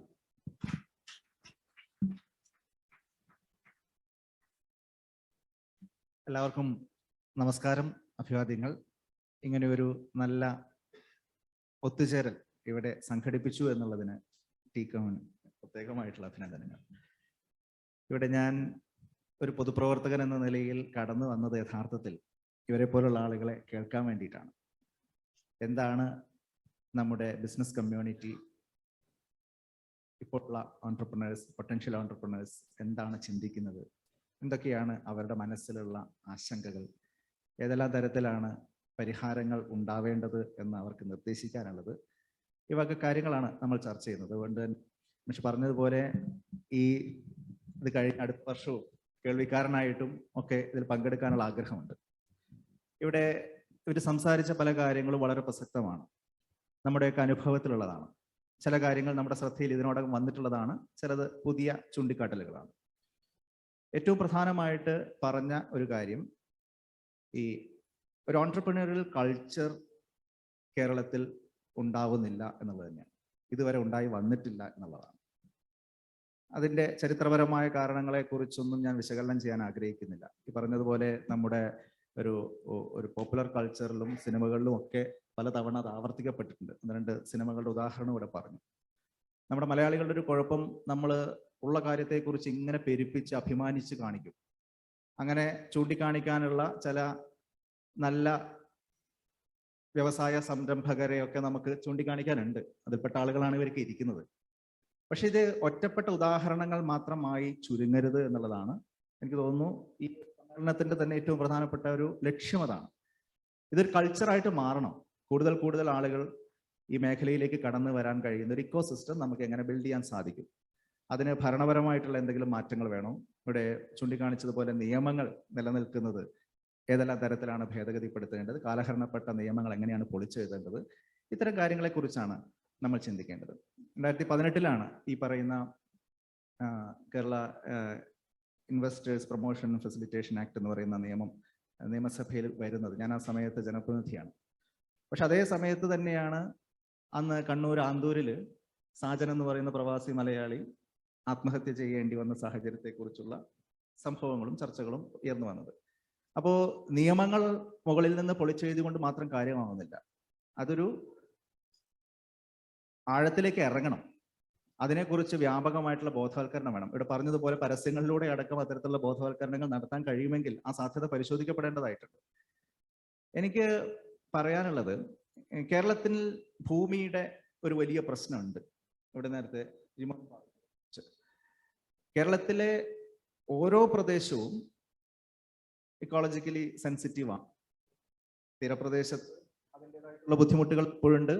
നാളത്തെ കാലത്ത് ആഗോളതാപനത്തിൻ്റെയൊക്കെ ഭാഗമായിട്ട് കൂടാനാണ് സാധ്യത. നമ്മുടെ ഇടനാടിലും വലിയ രീതിയിലുള്ള മഴക്കെടുതികളും വെള്ളപ്പൊക്കവും ഒക്കെ നിലനിൽക്കുകയാണ്. നമ്മുടെ പശ്ചിമഘട്ടത്തിൻ്റെ സംരക്ഷണം വളരെ പ്രാധാന്യത്തോടു കൂടി നമ്മൾ അതിൻ്റെ പ്രാധാന്യം തിരിച്ചറിഞ്ഞുകൊണ്ടിരിക്കുകയാണ് ഓരോ മൺസൂൺ കഴിയുമ്പോഴും. അപ്പോൾ കേരളം മുഴുവൻ ഇത്തരത്തിലുള്ളൊരു പ്രശ്നമുണ്ട്. അപ്പം അതുകൊണ്ട് തന്നെ കേരളത്തിൻ്റെ ഈ പറയുന്ന വ്യവസായ നയം രൂപീകരിക്കുമ്പോഴും വ്യവസായ സംരംഭങ്ങളെ എങ്ങനെയൊക്കെ പ്രോത്സാഹിപ്പിക്കണം, ഏതെല്ലാം വ്യവസായങ്ങളാണ് നമുക്ക് സ്വീകാര്യമായിട്ടുള്ളത് എന്ന് ചിന്തിക്കുമ്പോഴും ഇതൊരു വലിയ പ്രശ്നമായിട്ട് തന്നെ നിൽക്കുന്നുണ്ട്. പക്ഷെ ആ പ്രശ്നത്തിനപ്പുറത്ത് പ്രായോഗികമായിട്ടുള്ള മറ്റു ചില പ്രശ്നങ്ങൾ കൂടിയുണ്ട്. ഇത് പൊതുവായിട്ടുള്ള കാര്യമാണെങ്കിൽ പോലും പ്രായോഗികമായിട്ടുള്ള മറ്റു പല പ്രശ്നമുണ്ട്. ഇപ്പം ഞാൻ ഇങ്ങോട്ട് കടന്നു വരുമ്പോൾ എൻ്റെ സുഹൃത്തിനോട് സംസാരിച്ചപ്പോൾ, അദ്ദേഹം എറണാകുളം സിറ്റിയിൽ താമസിക്കുന്ന ആളാണ്. അദ്ദേഹത്തിൻ്റെ ഒരു അനുഭവം പറഞ്ഞു. അദ്ദേഹം ഇവിടുത്തെ ഒരു പ്രധാനപ്പെട്ട റെസിഡൻഷ്യൽ ഏരിയയിൽ താമസിക്കുന്ന ആളാണ്. അവിടെ വീട് വാങ്ങി കുറെ കാലങ്ങളായിട്ട് താമസിക്കുന്ന ആളാണ്. അദ്ദേഹത്തിന്റെ തൊട്ടടുത്ത വീട് ഇതുപോലൊരു വീടായിരുന്നു കുറെ കാലം. അടുത്ത കാലത്ത് ആ വീട് ഒരു ഹോട്ടലായി മാറി, റെസ്റ്റോറൻ്റ് ആയി മാറി. റെസ്റ്റോറൻ്റ് എന്ന് പറയുമ്പോൾ വെറും റെസ്റ്റോറൻ്റ് അല്ല, ഈ ഷാപ്പ് ഭക്ഷണമൊക്കെ കിട്ടുന്ന തരത്തിൽ, ഷാപ്പൊന്നുമില്ല, മദ്യമില്ല, പക്ഷെ ആ നിലയ്ക്കുള്ള ഭക്ഷണമൊക്കെ കിട്ടുന്ന ഒരു റെസ്റ്റോറൻ്റ് ആക്കി അതിനെ അവർ മാറ്റി. അപ്പൊ അതുകൊണ്ട് തന്നെ അവരെ ചെയ്യുന്നത് ഈ തീ കത്തിച്ച് സാധാരണ പഴയ രീതിയിലുള്ള അടുപ്പിലൊക്കെയാണ് അവിടെ പാകം ചെയ്യുന്നത്. ഇത് ആ പ്രദേശത്തുള്ള മുഴുവൻ ആളുകൾക്കും വലിയ ബുദ്ധിമുട്ടായിട്ട് മാറുകയും അത് കേസുമായിട്ട് പോയി നിയമപരമായിട്ടുള്ള നടപടികളൊക്കെ ആയിട്ട് അതിന് മുന്നോട്ട് പോവുകയാണ്. അപ്പോൾ കേരളത്തിൻ്റെ ഒരു പ്രശ്നം ഇതാണ്. കേരളത്തിൽ ഈ ലാൻഡ് യൂസ് പാറ്റേൺ ഇപ്പോഴും നമുക്കൊരു കൃത്യത വന്നിട്ടില്ല, ഒരു സോണിങ് നടന്നിട്ടില്ല. അതുകൊണ്ട് എല്ലായിടത്തും കേരളത്തിൽ റെസിഡൻഷ്യൽ ഏരിയ ആണ്. നമുക്ക് ഭൂമിയില്ല, റിയൽ എസ്റ്റേറ്റ് മാത്രമേ ഉള്ളൂ. ഒരു 2 സെന്റ് ആയാലും 3 സെന്റ് ആയാലും അത് റിയൽ എസ്റ്റേറ്റ് കമ്മോഡിറ്റിയാണ്. അപ്പോൾ അവിടെ വ്യാവസായിക ആവശ്യത്തിന് നമുക്ക് നീക്കി വെക്കാൻ സ്ഥലം എവിടെ, അല്ലെങ്കിൽ അതിനുള്ള പ്രത്യേകമായിട്ടുള്ള സോണുകൾ ഉണ്ടാക്കുന്നുണ്ടോ? വ്യവസായ സോണുകളും വ്യവസായ പാർക്കുകളും ഒക്കെ ഉണ്ടാക്കുമ്പോൾ അവിടെ വ്യവസായങ്ങൾ വരുമ്പോൾ ഈ പറയുന്ന പലതരത്തിലുള്ള പരാതികൾ ഉണ്ടാകുന്നില്ല. അതേസമയം നമുക്ക് മൈക്രോ സംരംഭങ്ങളും ഒക്കെ ആരംഭിക്കാൻ സാധ്യതയുള്ളത് ആളുകൾ ഇടതിങ്ങി താമസിക്കുന്ന സ്ഥലങ്ങളിലാണ്. അപ്പൊ ഈ ഒരു പ്രശ്നം നിലനിൽക്കുന്നുണ്ട്. അപ്പൊ അതുകൊണ്ട് തന്നെ പഞ്ചായത്തുകളാവട്ടെ, മറ്റേത് തരത്തിലുള്ള നമ്മുടെ പ്രാദേശിക ഭരണ സംവിധാനങ്ങളാവട്ടെ, അവരൊക്കെ ചെയ്യേണ്ടതായിട്ടുള്ളത് എനിക്ക് തോന്നുന്നത് കൃത്യമായ സോണിങ് വേണം. അതിനനുസൃതമായിട്ട് വ്യവസായ സംരംഭങ്ങളെ നമുക്ക് പ്രോത്സാഹിപ്പിക്കാൻ കഴിയുന്ന അന്തരീക്ഷം ഉണ്ടാവണം. അക്കാര്യത്തിൽ കേരളം കുറെ കൂടി ഗൗരവത്തോടു കൂടി അത് നോക്കിക്കാണണം എന്നാണ് എനിക്ക് തോന്നുന്നത്. അതോടൊപ്പം ഉദ്യോഗസ്ഥന്മാരുടെ മനോഭാവത്തെക്കുറിച്ച് പറയാം. അദ്ദേഹം പറഞ്ഞ വളരെ പ്രസക്തമായിട്ടുള്ള കാര്യമാണ്. ഈ ഉദ്യോഗസ്ഥന്മാരുടെ ഒരു ബൈ ഡിഫോൾട്ട് അവരുടെ ഒരു മനോഭാവം എന്ന് പറയുന്നത് തെറ്റ് കണ്ടുപിടിക്കുക എന്നുള്ളതാണ്. ഇതിന്റെ നിയമലംഘനങ്ങൾ കണ്ടുപിടിക്കുക, അവരെ പീനലൈസ് ചെയ്യുക, അവരെ ഈ പറയുന്ന നിയമത്തിലേക്ക് ഫോൾ ഇൻ ലൈൻ ആക്കുന്നതിന് വേണ്ടിയുള്ള പ്രവർത്തനങ്ങളായിട്ട് നടത്തുക. ഇതിന് അപ്പുറത്ത് ഇൻവെസ്റ്റ്മെന്റ് പ്രൊമോഷൻ എന്ന് പറയുന്നതും ഓൺട്രപ്രണറിയൽ ഒരു കൾച്ചർ ഡെവലപ്പ് ചെയ്യാൻ വേണ്ടിയുള്ള ഇടപെടൽ നടത്തുക എന്നുള്ളതും നമ്മുടെ എൻറ്റയർ സർക്കാർ സംവിധാനത്തിന്റെ ഒരു പ്രധാനപ്പെട്ട ഉത്തരവാദിത്തമായി മാറണം. ഒരു പഞ്ചായത്ത് സെക്രട്ടറിയുടെ ഉത്തരവാദിത്തം എന്ന് പറയുന്നത് ആ പഞ്ചായത്തിലേക്ക് പുതിയ ഇൻവെസ്റ്റ്മെന്റ് കൊണ്ടുവരിക എന്നുള്ളത് കൂടി ആയിരിക്കണം. ആ നിലയ്ക്ക് സർക്കാർ സംവിധാനത്തിന്റെ ഒരു അലകും പിടിയും നമുക്ക് മാറ്റാൻ സാധിക്കണം. ഞാനിപ്പോ ജനപ്രതിനിധിയല്ല, ജനപ്രതിനിധികളുടെ പ്രവർത്തനവും വിലയിരുത്തുന്നതിൽ അവരുടെ പ്രദേശത്തേക്ക് അവർക്ക് 5 വർഷത്തെ ടേം ലഭിച്ചാൽ ആ പ്രദേശത്തേക്ക് എത്ര ഇൻവെസ്റ്റ്മെന്റ് കൊണ്ടുവരാൻ സാധിക്കുന്നു, എത്ര ജോബ് ക്രിയേഷൻ ആ പ്രദേശത്ത് സാധിക്കുന്നു എന്നുള്ളത് ഒരു ജനപ്രതിനിധിയുടെ പ്രവർത്തനത്തിന്റെ ഒരു മാനദണ്ഡമായിട്ട് മാറണം. ഇപ്പം നമ്മൾ റോഡ് നന്നാക്കുക അല്ലെങ്കിൽ മറ്റു തരത്തിലുള്ള പ്രവർത്തനങ്ങളൊക്കെയാണ് ജനപ്രതിനിധിയുടെ ഒരു വിലയിരുത്താനുള്ള മാനദണ്ഡമായി മാറുന്നത്. അതിന് പകരം എത്ര ജോബ്സ് ക്രിയേറ്റ് ചെയ്യാൻ സാധിക്കും, എത്ര ഇൻവെസ്റ്റ്മെന്റ് ഫ്രണ്ട്ലി ക്ലൈമറ്റ് അവിടെ സൃഷ്ടിക്കാൻ സാധിക്കുന്നുണ്ട്, അല്ലെങ്കിൽ ഇത്തരത്തിലുള്ള പ്രശ്നങ്ങളൊക്കെ ഉണ്ടാകുമ്പോൾ അവിടെ എത്രത്തോളം ഇടപെട്ട് അത് പരിഹരിക്കാൻ ആ പർട്ടിക്കുലർ ജനപ്രതിനിധിക്ക് സാധിക്കുന്നുണ്ട്, അവിടുത്തെ പഞ്ചായത്ത് സംവിധാനത്തിന് സാധിക്കുന്നുണ്ട്. ഇത് ഒരു ബെഞ്ച് മാർക്കായിട്ട് മാറുകയും അതിന്റെ അടിസ്ഥാനത്തിൽ ആളുകൾ ഇവരെയൊക്കെ വിലയിരുത്താൻ കഴിയുന്ന അവസ്ഥയിലേക്ക് വരികയും ചെയ്താൽ ഈ കൾച്ചർ, ഞാൻ നേരത്തെ പറഞ്ഞ കൾച്ചർ പെട്ടെന്ന് തന്നെ നമുക്കൊരു വ്യാപിപ്പിക്കാൻ സാധിക്കുമെന്നാണ് എനിക്ക് തോന്നുന്നത്. ഇപ്പം നിങ്ങൾ തന്ന ഈ ബാക്ക്ഗ്രൗണ്ട് നോട്ടിൽ തന്നെ ഞാൻ മനസ്സിലാക്കുന്നത് ഇന്ത്യയിൽ ഏറ്റവും കുറവ് ഫോറിൻ ഡയറക്റ്റ് ഇൻവെസ്റ്റ്മെന്റ് വരുന്നത് കേരളത്തിലേക്കാണ്. തന്ന കണക്ക് പ്രകാരം 0.03% ആണ് കേരളത്തിലേക്ക് വരുന്നുള്ളൂ. ഈ ഈസ് ഓഫ് ഡൂയിങ് ബിസിനസ് എന്ന് പറയുന്ന പട്ടികയിൽ എന്താണ് അതിന്റെ മാനദണ്ഡങ്ങൾ എന്നറിയില്ല, പക്ഷേ 28ാം സ്ഥാനത്താണ് കേരളം നിൽക്കുന്നത്. അതിനപ്പുറത്തേക്ക് ഇനി ഒരു സംസ്ഥാനം ഇല്ല. ഇപ്പൊ കാശ്മീർ പോലും ഇപ്പൊ സംസ്ഥാനം അല്ലാതായി മാറി, അതുകൊണ്ടാണ് 28ൽ നിൽക്കുന്നത്. മേ ബി, എന്നാൽ പോലും ആകെ 35 ഉള്ളൂ. അപ്പോ അതൊരിക്കലും കേരളത്തിന് അഭിമാനകരമായിട്ടുള്ള കാര്യമല്ല. അതെ അതെ, സംസ്ഥാനങ്ങളുടെ എണ്ണം പറഞ്ഞ ആകെ കുഴപ്പമാണ് ഇപ്പോഴത്തെ കാലത്ത്. അതുകൊണ്ട് ഓരോ ദിവസവും ഓരോ സംസ്ഥാനം മാറ്റി കേന്ദ്രഭരണ പ്രദേശമാക്കുന്ന, വീണ്ടും സംസ്ഥാനമാക്കുന്ന ആകെ പ്രശ്നമാണ്. അപ്പോൾ ഞാൻ പറഞ്ഞു വന്നത്, ഇങ്ങനെ ഒരു ഇൻവെസ്റ്റ്മെന്റ് ഇങ്ങോട്ട് ആകർഷിക്കാൻ കഴിയുന്ന ഒരു കൾച്ചറൽ ചേഞ്ച് ഉണ്ടാക്കാൻ എങ്ങനെയാണ് സാധിക്കുക. അതോടൊപ്പം ഇങ്ങനെ ഏത് തരത്തിലുള്ള ഇൻവെസ്റ്റ്മെന്റ് ആണ് നമുക്ക് സ്വീകാര്യമായിട്ടുള്ളത്, ഏത് തരത്തിലുള്ള ബിസിനസ്സുകളാണ് നമുക്ക് സ്വീകാര്യമായിട്ടുള്ളത്. ഇപ്പൊ ഞാൻ ആദ്യം പറഞ്ഞത് പോലെ റെഡ് കാറ്റഗറി എന്നൊക്കെ പറയുന്ന തരത്തിലുള്ള ഹൈലി പൊല്യൂട്ടിങ്ങോ അല്ലെങ്കിൽ കെമിക്കൽ ഇൻഡസ്ട്രീസോ ഒരു പവർ കൺസംഷൻ ഒരുപാട് വേണ്ടതോ അങ്ങനെയുള്ള ഇൻഡസ്ട്രീസ് നമുക്ക് പറ്റില്ല. അത്തരത്തിലുള്ള ഇൻവെസ്റ്റ്മെന്റും നമുക്ക് പ്രോത്സാഹിപ്പിക്കാൻ കഴിയില്ല. പക്ഷേ നമ്മൾ ഇപ്പോൾ ഇൻഡസ്ട്രി 4.0 എന്നൊക്കെ പറയപ്പെടുന്ന പലതും അതെനിക്ക് തോന്നുന്നു ഒരു സോഫിസ്റ്റിക്കേറ്റഡ് ഇക്കോണമി ആദ്യം ഉണ്ടായാൽ മാത്രമാണ് അത്തരത്തിലുള്ള പുതിയ സംരംഭങ്ങളെ ആകർഷിക്കാനും സാധിക്കുള്ളൂ. വെറുതെ കുറെ കോളേജുകളിൽ ആർട്ടിഫിഷ്യൽ ഇന്റലിജൻസിനെ കുറിച്ചുള്ള കോഴ്സ് തുടങ്ങുക, അല്ലെങ്കിൽ അത്തരത്തിലുള്ള കുറെ ഇൻസ്റ്റിറ്റ്യൂഷൻസ് തുടങ്ങുക, കുറെ ആളുകളെ അതിൽ ഗ്രാജുവേറ്റ് ചെയ്യുക, അതുകൊണ്ട് മാത്രം അത്തരത്തിലുള്ള ഇൻഡസ്ട്രീസ് ലോകത്തിൽ നിന്ന് മറ്റു പല രാജ്യങ്ങളിൽ നിന്നും ഇങ്ങോട്ട് വരുമോ എന്നുള്ള ഒരു സംശയം സ്വാഭാവികമായിട്ട് തന്നെ ഉണ്ട്. കാരണം ഇത്തരത്തിൽ ഈ പറയുന്ന 4ാം തലമുറ വ്യവസായങ്ങളെ കുറിച്ചാണ് നമ്മൾ ആലോചിക്കുന്നത് എങ്കിൽ നമ്മുടെ കോമ്പറ്റീഷൻ വരാൻ പോകുന്നത് നമ്മുടെ പതിവ് രാജ്യങ്ങളുമായിട്ടല്ല, ഈവൻ ചൈനയുമായിട്ട് പോലും അല്ല നമ്മുടെ ഒരു റൈവൽസ് ആയിട്ട് കാണേണ്ടത്. ഇപ്പോൾ UAE പോലുള്ള രാജ്യങ്ങൾ പോലും അവിടെ ആർട്ടിഫിഷ്യൽ ഇന്റലിജൻസിന് പ്രത്യേകമായിട്ടൊരു മന്ത്രിയെ നിയമിക്കുന്നു, പ്രത്യേകമായിട്ടുള്ള സംവിധാനങ്ങൾ ഉണ്ടാക്കുന്നു, സർക്കാർ വകുപ്പ് തന്നെ അവിടെ ഉണ്ടാക്കുന്നു എന്നൊക്കെ പറഞ്ഞ് അവരൊക്കെ അത്രയും അഡ്വാൻസ്ഡ് ആണ്. അപ്പോൾ ആ നിലയ്ക്കുള്ള ഒരു മുന്നൊരുക്കം നമുക്ക് ഉണ്ടാവണം. അതോടൊപ്പം നമ്മുടെ ഇക്കോണമിയും ആ നിലയിൽ വളർന്നാൽ മാത്രമാണ് ഈ പറയുന്ന പുതിയ ബിസിനസ് അന്താരാഷ്ട്ര തലത്തിൽ നിന്ന് നമുക്ക് ആകർഷിക്കാൻ സാധിക്കുകയുള്ളൂ. വെറുതെ നമ്മൾ ബാക്കി ഇൻഫ്രാസ്ട്രക്ചർ എല്ലാം ഒരുക്കിയത് കൊണ്ട് മാത്രം ഇത് വരും എന്ന് തോന്നുന്നില്ല. അതോടൊപ്പം നമ്മുടെ വർക്ക് ഫോഴ്സിനെ കൂടുതൽ ഡൈവേഴ്സിഫൈ ചെയ്യാൻ നമുക്ക് കഴിയേണ്ടതായിട്ടുണ്ട്. ഇപ്പൊ നമ്മളൊക്കെ സാധാരണ പറയാറുണ്ട്, ഇപ്പൊ അമേരിക്കയിൽ വിസ നിയമങ്ങൾ മാറി ഇന്ത്യക്കാർക്ക് അവിടെ പോയി ജോലി എടുക്കാൻ വലിയ ബുദ്ധിമുട്ടാണ്, മറ്റു രാജ്യങ്ങളിൽ നിന്ന് അവിടെ നിതാഖാത്ത് വരുന്നു, സൗദിയൈസേഷൻ വരുന്നു, ഒമാനൈസേഷൻ വരുന്നു, അവിടെയൊക്കെ നമ്മുടെ കാര്യം വലിയ പോക്കാണ്, ഇനി അവർക്കൊക്കെ തിരിച്ചു വരേണ്ടി വരും എന്ന് പറയുമ്പോൾ ആ രാജ്യങ്ങളിൽ നിന്നുള്ള ആളുകൾക്ക് ഇന്ത്യയിൽ വന്ന് ജോലി ചെയ്യാൻ ഉള്ള തടസ്സങ്ങളും ബുദ്ധിമുട്ടുകളും അതിനേക്കാളൊക്കെ എത്രയോ മുകളിലാണ്. ഒരു അമേരിക്കക്കാരൻ ഇന്ത്യയിൽ വന്ന് ജോലി ചെയ്യാൻ വേണ്ടുന്ന തരത്തിലുള്ള ഒരു നിയമപരമായിട്ട് അത് ചെയ്യണമെങ്കിൽ ഉണ്ടാവുന്ന ബുദ്ധിമുട്ട് എന്ന് പറയുന്നത് അതിനേക്കാൾ എത്രയോ കുറവാണ് ഇവിടുന്ന് അവിടെ പോയി ജോലി ചെയ്യാൻ. അപ്പോൾ ഇന്ത്യയിലേക്ക് നമുക്ക് ഇത്തരത്തിൽ ലോകത്തിന്റെ എല്ലാ ഭാഗങ്ങളിൽ നിന്നുമുള്ള വർക്ക് ഫോഴ്സിനെ ആകർഷിക്കാൻ സാധിച്ചാൽ മാത്രമാണ് നമുക്ക് ഈ 4ാം തലമുറ വ്യവസായങ്ങൾ അവരുടെ ഒരു ഹബ്ബായിട്ട് ഇന്ത്യയെ മാറ്റുന്നതിനെ കുറിച്ച് നമുക്ക് ചിന്തിക്കാൻ സാധിക്കുള്ളൂ. അപ്പോൾ നമ്മുടെ കേരളത്തിലെ പശ്ചാത്തലത്തിൽ മാത്രം ചർച്ച ചെയ്യേണ്ട ഒരു കാര്യമല്ല, ദേശീയ തലത്തിൽ തന്നെ നമ്മുടെ വിസ നിയമങ്ങളിലടക്കം ആ നിലയിലുള്ള മാറ്റങ്ങൾ വരുത്തും. ഇപ്പം UAE എനിക്ക് തോന്നുന്നു ഈ ആർട്ടിഫിഷ്യൽ ഇന്റലിജൻസിൽ ഡിഗ്രിയുള്ള മുഴുവൻ ആളുകൾക്കും അവർ ഈ ഗോൾഡൻ വിസ കൊടുക്കുകയാണ്. അവരുടെ ഇപ്പൊ വരുന്നവർക്ക് മുഴുവൻ ഗോൾഡൻ വിസ കൊടുത്തുകൊണ്ടിരിക്കുകയാണെന്ന് തോന്നുന്നു. ഏതായാലും അങ്ങനെയൊക്കെയുള്ള പ്രത്യേകമായിട്ടുള്ള ചിന്ത അവർ മുന്നോട്ട് വെക്കുന്നുണ്ട്. കാരണം അത്തരത്തിൽ ലോകത്തിന്റെ ഏറ്റവും ക്രീമായിട്ടുള്ള ആളുകളെ സ്വന്തം നാട്ടിലേക്ക് കൊണ്ടുവരാൻ അവർ അവരുടെ വാതിലുകൾ ഇങ്ങനെ തുറന്നു വെക്കുമ്പോഴാണ് അവർ വരാനും അത്തരത്തിലുള്ള ഇൻവെസ്റ്റ്മെന്റ്സ് ഇവിടേക്ക് ആകർഷിക്കപ്പെടാനുമുള്ള സാഹചര്യം ഉണ്ടാവുകയുള്ളൂ. അപ്പൊ അങ്ങനെയുള്ള മാറ്റങ്ങളെ കുറിച്ച് നമുക്ക് ചിന്തിക്കാൻ സാധിക്കണം. ഏതായാലും നമ്മുടെ ഭരണ സംവിധാനത്തിൽ പലതരത്തിലുള്ള മാറ്റങ്ങൾ ഉണ്ടാവണം.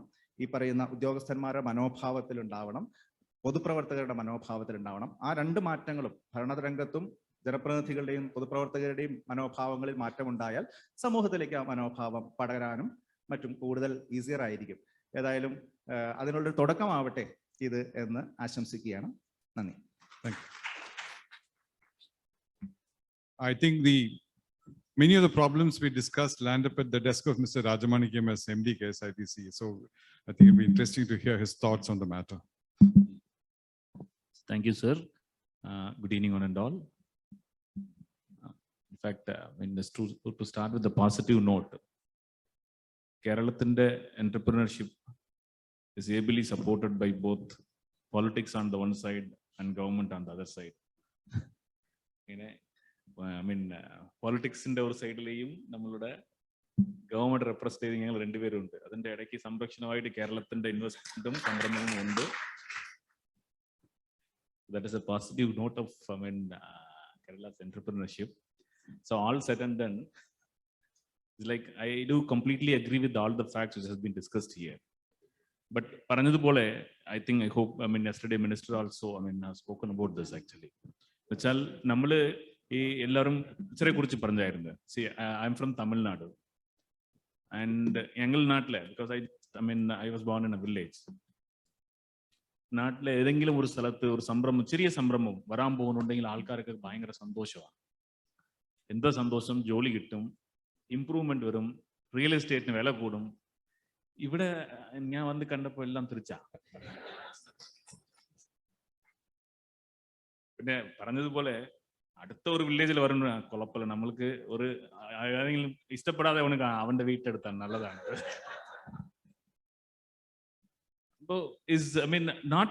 particularly ഞാൻ ഒരു ചെറിയ ഒരു ഇതിന് വേണ്ടിയിട്ടാണ് പറഞ്ഞത്. ബേസിക്കലി ഇറ്റ്സ് ആൾ ബിക്കോസ് എല്ലാം പറഞ്ഞതുപോലെ നമ്മൾ ട്രഡീഷണൽ ഇൻവെസ്റ്റ്മെന്റ് എന്ന് പറയുന്നത് capital generally belongs to a land. നമ്മൾക്ക് 50% ഹൈലാൻഡ് ആയി പോയി. വെസ്റ്റേൺ ഗാർഡ്സ് ആണ്, തൊടാൻ പറ്റില്ല. കോസ്റ്റൽ ലൈൻ 580 kilometers ആയി പോയി, കോസ്റ്റൽ റെഗുലേഷൻ സോണായി. ഇടയ്ക്ക് 44 റിവർ ഉണ്ട്, പിന്നെ ബാക്ക് വാട്ടർ ഉണ്ട്. ഇതെല്ലാം കളഞ്ഞിട്ട് നമ്മൾ എന്തെങ്കിലും തൊട്ടാൽ paddy land, wet land act ഉണ്ട്. പിന്നെ നമ്മളൊരു റെസിഡൻഷ്യൽ ഏരിയ ഉണ്ട്. ഇതെല്ലാം കളഞ്ഞിട്ട് എവിടെയേലും ഇൻഡസ്ട്രിക്ക് ലാൻഡ് നോക്കിയാൽ it's a very very meagre and very small വേരൻ. Because for any setting up of industry അതൊരു വലിയ ഒരു ഘടകമാണ് എന്ന് പറയുമ്പോൾ സ്വാഭാവികമായിട്ട് how the culture has evolved because I don't have any land. ഉദാഹരണത്തിന് എന്തെന്ന് വെച്ചാൽ ഇവിടെ എല്ലാവരും മിക്കവാറും ഗൾഫിലാണ് ജോലി ചെയ്യുന്നത്. അതർ സ്റ്റേറ്റും നമ്മൾ സ്റ്റേറ്റും തമ്മിൽ താരതമ്യപ്പെടുത്തി നോക്കിയാൽ മിക്കവാറും സംസ്ഥാനങ്ങൾ, Tamil Nadu, Andhra Pradesh, most of them work in the home state. കുറച്ച് ആൾക്കാർ പുറത്തു പോയി ജോലി ചെയ്യും. ഇവിടെ എന്തെന്ന് വെച്ചാൽ മോസ്റ്റ് ഓഫ് ദ ഔട്ട്സൈഡ്. അപ്പോ they are not depending on any job or service, most of them, at least 30-40%. Not, I mean, not വിശ്വസിച്ചല്ല ഉള്ളത്. So സ്വാഭാവികമായിട്ടും they can go and happily come for once in a year. നല്ല beautiful ആയിട്ട് ഏതെങ്കിലും ഒരു water ബോഡിക്ക് ഫ്രണ്ടിലേക്ക് ഫ്ലാറ്റോ ഏതോ ഇരുന്നിട്ട് നമുക്ക് okay, then they can talk anything actually. But the problem is like, I mean, as a state, I mean, what we are facing is really, I mean, hard problems. എല്ലാവരും എനിക്ക് മുൻപ് സംസാരിച്ച സ്പീക്കേഴ്സ് എല്ലാം പറഞ്ഞതുപോലെ തന്നെ, if you see, ഞാൻ 2008 കേരളത്തിലേക്ക് വരുന്നത്. So it's almost, I mean, 13 years over. I myself have seen, I mean, sea of changes as far as Kerala entrepreneurship is concerned. എന്നുവെച്ചാൽ ഒരുപാട് മാറ്റങ്ങൾ വന്നിട്ടുണ്ട്. പറഞ്ഞതുപോലെ കേരള ഇൻവെസ്റ്റ്മെന്റ് ഫെസിലിറ്റേഷൻ ആക്ടും മൈക്രോ മീഡിയം സ്മോൾ എന്റർപ്രൈസസ് ആക്ടും very recently that state grievance redressal mechanism with investment bureau. ഇതെല്ലാം is like kind of because evolutionary culture of entrepreneurship. അതായത് എന്ന് വെച്ചാൽ ഒരുപാട് ബുദ്ധിമുട്ടുകൾ ഉണ്ടായിരുന്നു. is like, I mean, അതുകൊണ്ട് I'm also, I mean, not saying like everything has changed, so we are all, I mean, എല്ലാം നാളെ തൊട്ട് എല്ലാം okay എന്ന് ഞാൻ പറയത്തില്ല. But comparatively, I mean, we are not stagnant actually. But only problem is, as I mentioned earlier, Kerala is facing with a lot of, I mean, land related issues. Land is very scarce. അപ്പോൾ അങ്ങനെ വരുമ്പോൾ നമ്മളുടെ സംരംഭവും അതിനനുസരിച്ചുള്ള കാലാനുസൃത മാറ്റങ്ങളും കൂടി ഉണ്ടാകണം. Because Honorable Minister yesterday has spoken about ESG. Kerala is, I mean, it would be a destination for ESG. ഇപ്പോൾ വന്നിട്ട് നമ്മൾ ഇവിടെ ഒരു സിമെന്റ് ഇൻഡസ്ട്രി ഉണ്ടാക്കാൻ ആഗ്രഹിച്ചാൽ ചിലപ്പോൾ നടക്കണമെന്നില്ല. Lot of problems are there, land pollution, because people are literate, well aware. അങ്ങനെ ഒരുപാട് കടമ്പകൾ നമുക്കുണ്ട്. So naturally that, I mean, it is, I mean, almost like, I mean, one of the speaker have clearly mentioned, the successful entrepreneurs കുറേ ഉണ്ട്. But there are people who are like, I mean, budding entrepreneurs, startup entrepreneurs ഉണ്ട്. അപ്പോൾ you have to guide them properly that what Kerala is for. എങ്ങനെയാണ് നമുക്ക് invest ചെയ്യാൻ സാധിക്കുന്നുള്ള കാര്യങ്ങളൊക്കെ ഈ entrepreneurs എത്രത്തോളം ഇത് താളോട്ട് പോകുന്നുള്ള കാര്യം നമ്മൾ ചിന്തിക്കണം എന്നുള്ളതാണ്. One more thing like is like, I mean, നമ്മളുടെ ഒരു vicious സർക്കിളിലാണ് നമ്മൾ ഉള്ളത്. Say for example, if you ask entrepreneurs, they blame bureaucracy. If you ask bureaucracy, they'll blame people. If you ask people, people will blame politicians. So it is a vicious circle, and wherein that എവിടെയാണ് ഇത്, I mean, പൊളിച്ച് vicious circle എഴുതുന്നത് നമുക്ക് അറിയത്തില്ല. എന്ന് വെച്ചാൽ പറഞ്ഞത് ശരിയാണ്. നിയമങ്ങൾ, ഫാക്ടറീസ് ആക്ടിനെ കുറിച്ച് സംസാരിച്ച്, ഫാക്ടറീസ് ആക്ട് 1948 ആണ്. Though 87 it is amended. അതുകൊണ്ടാണ് പൂജായും വെച്ച് ഇപ്പൊ നടക്കുന്നത്. നമ്മൾ ഉപയോഗിക്കുന്ന മിക്കവാറും ആക്ടും ബ്രിട്ടീഷുകാർ ഉണ്ടാക്കിയ ആക്ടിന്റെ ഒരു അമെൻമെന്റ് മാത്രമാണ്. പുതിയ ആക്ട് എത്രയാണ് ഉള്ളത്? But I mean very proudly I say, like, I mean, very recently, I mean, this, I mean, through KSIDC ആണ് draft ചെയ്തത്. Industry department have given decriminalization of all the act which is happening, I mean, in Kerala. Government has constituted a committee. Its committee is yet to submit എല്ലാ, I mean, സംരംഭങ്ങളും അതിൽ ഇതൊക്കെ കൊടുത്തായിരുന്നു. So that is happening actually. അപ്പോൾ ഞാൻ പറഞ്ഞു വരുന്നത് ആ വിസിയസ് സർക്കിളിലുള്ള ഒരു പ്രശ്നം എന്തെന്ന് വെച്ചാല്, so they blame something. പറഞ്ഞതുപോലെ ഉദ്യോഗസ്ഥർ, say for example, imagine somebody who has proactively done something like that. ആളെ ഒരു കേസുമായിട്ടാണ് അവൻ പുറകിൽ നടക്കുന്നത് അവന്റെ ജീവിതം മൊത്തം. So generally ഇപ്പോൾ media is a very big കടമ്പയാണ് ഇപ്പോൾ. Media, say for example, anything say you support entrepreneurs വേണ്ടിയിട്ട്, okay, നമ്മൾ നാട്ടിൽ നല്ലതാണ് ഇൻഡസ്ട്രി വരണമെന്ന് പറഞ്ഞ് ഏതെങ്കിലും ഒരാൾ പോയി കഴിഞ്ഞാൽ അടുത്ത ദിവസം എന്തോ സംഭവിച്ചിട്ടുണ്ടെന്ന് പറഞ്ഞ് അവന്റെ പേര് കേസ് ഇല്ല. സോ നാച്ചുറലി എന്ത് മനോഭാവമാണ് ഉദ്യോഗസ്ഥർക്ക് വരുന്നത്? ചെയ്താലാണ് പ്രശ്നം, കൂട്ടിയാൽ ഒരുത്തനും ചോദിക്കത്തില്ല. പത്രത്തിൽ ഫസ്റ്റ് പേജിലാണ് സൂപ്പർ ഹീറോനാ വരുന്നത്, ചെയ്താൽ മാത്രമാണ് പ്രശ്നം വരുന്നത്. അപ്പൊ എന്താ പൂട്ടുപോയി എല്ലാத்தைയും. So this is a, I mean, message which is going actually. So it is like, I mean, it is not the, I mean, one hand ഇത് മാത്രമല്ല. Say as a society we need to, I mean, come together, because പറഞ്ഞതുപോലെ there should be a, I mean, legislative changes is required, is, I mean, happening actually. അതുപോലെ തന്നെ ജനങ്ങളെടുത്തുള്ള ആ mind set മാറണം എന്ന് വെച്ചാൽ മാറണം എന്ന് പറഞ്ഞാൽ നമ്മൾ തന്നെ മാറത്തില്ലല്ലോ. Because we are all part of that. I mean one of the speaker very well said, like, ഞാൻ എല്ലാം മാറണം എന്ന് പറഞ്ഞ് ഇങ്ങനെ സംസാരിച്ചിട്ട് നാളെ എന്റെ വീട്ടിന് മുൻപ് എന്തെങ്കിലും വന്നാൽ ഓക്കെ പ്ലീസ് എന്ന് പറഞ്ഞ് പറയുന്ന ഒരു മനോഭാവം എനിക്ക് വരില്ലല്ലോ. So that is also A mind set. So അത് മാറണം. Entrepreneurship also should, I mean, think in such a way that Kerala idana, because I mean, in a way, like, I mean, if you speak like, I mean, it's a, Kerala is a very very good state. നമ്മൾ എല്ലാം പറയുന്നത് സംരംഭകത്തിന്റെ ഒരു part മാത്രമാണ്. അതായത് തമിഴ്നാട്ടിൽ പോയാൽ, I mean, ആന്ധ്രയിൽ പോയാൽ പെട്ടെന്ന് എനിക്ക് സംരംഭം തുടങ്ങാൻ പറ്റുന്നുള്ള കാര്യം മാത്രമാണ്. But Kerala is such a place, like, I mean, people, politicians, everyone, I mean, bureaucracy and including entrepreneurship, that നമുക്ക് ഇവിടെ, ഐ മീൻ, ലാഫുൾ ആയിരിക്കണം, അതേ സമയത്ത് എൻവിറോൺമെന്റലി കോൺഷ്യസ് ആയിരിക്കണം എന്നുള്ള ഒരു വലിയ ഒരു message on as a society that we are giving. Maybe small problems undagum. That is a big message for, because other states adu ipo chelappo chindikkilla. Nerathe China one child policy konduvannathu polayana. Appo aa samayathu super nu thonum. Then they face a generation gap. Adu polayana Kerala is like doing a lot of wonderful works. As mentioned earlier, KSIFT is a very beautiful platform which has been there. Actually KSIFT 3 like poguva. Nammal ipo 50 crores in Mughal, I mean 10 crores vare red category illengil you don't even not even go to any place actually. At the click of the software, you can get acknowledgement certificate and you can start. And 50 crore plus business varuvanengil, like, I mean, within 7 days, Kerala Investment Bureau, because convener is a KSA. See, about 7 days,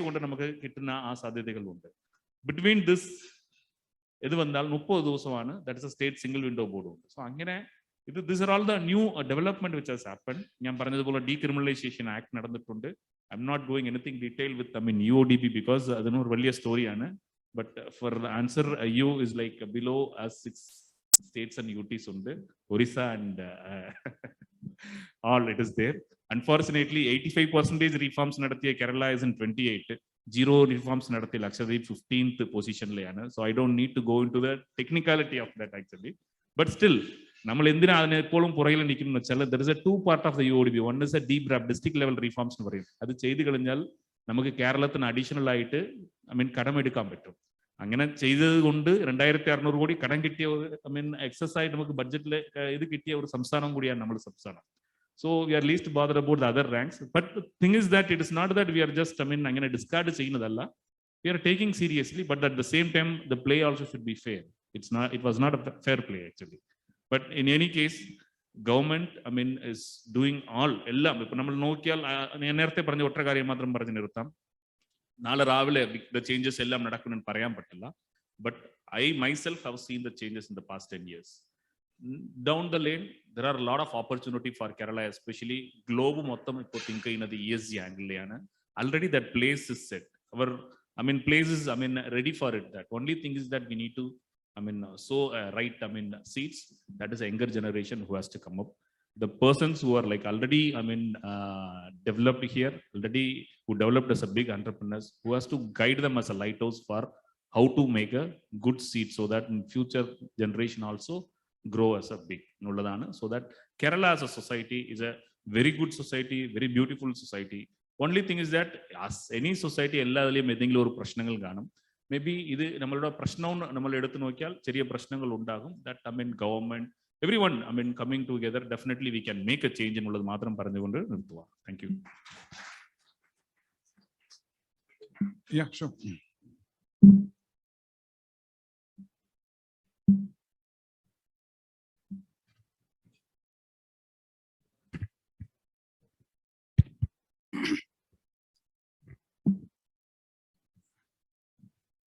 The distinguished guests on the dais, along with MLAs, 2 MLAs, and our senior member of the service and who retired from service, Sri Elias George, and my colleague Rajamanikyam, and other 2 entrepreneurs here, and the ladies and gentlemen. I'm just like Rajamanikyam. I am also from outside the state. Think probably in this hall, we are the only 2 odd men out here who are not belonging to Kerala. I am also from Andhra Pradesh. So, but I have become a half Malayali by now, because the last 25 years I spent in, out of the last 25 years of my service, except for 3.5 years where I spent in New Delhi, I spent here itself. And currently I am under central deputation, working as chairman of MPEDA in Panampally Nagar. So when I got a call from Mr. Ajit Mopen, then I readily agreed to come here, and my sincere thanks to Mr. Mopen for inviting me. So I was wondering, I just wanted to give you, because I'm the last speaker, I don't want to take much of your time. Suppose you want to perform any marriage, and then you are trying to fix up one great auditorium with air-conditioned auditorium with all kinds of facilities. You are trying to put the guests in a good hotel like this. All those things you are trying. But what is more important for performing a marriage? What is more important? Tell me. You read a payan venam oru pennu venam, alle? ഈ രണ്ട് ഇല്ലാത്ത നമുക്ക് ഒരു marriage ചെയ്യാൻ പറ്റുമോ? അവരുടെ തമ്മിൽ സമ്മതം വേണം, അവരുടെ തമ്മിൽ ഒരു നല്ല ആകർഷണം വേണം. അതുണ്ടെങ്കിൽ ഒരു നന്നായിട്ട് ഒരു കല്യാണം ചെയ്യാൻ പറ്റും, ഇല്ലെങ്കിൽ നമുക്ക് കല്യാണം ചെയ്യാൻ പറ്റില്ല. So, but what we are trying to do is that we are only trying to fix up a very great hall and doing all kinds of who is the caterer and who is this fellow, that fellow, who will prepare all these things.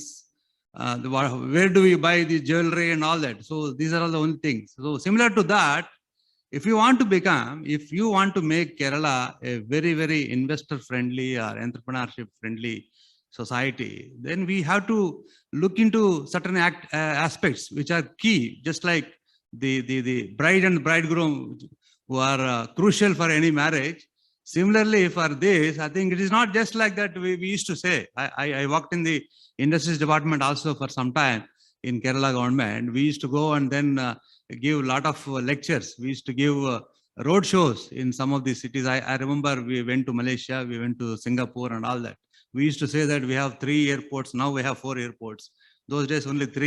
All those things. But 4 airports and then 44 rivers, good road network. Do you think these parameters will bring in investment?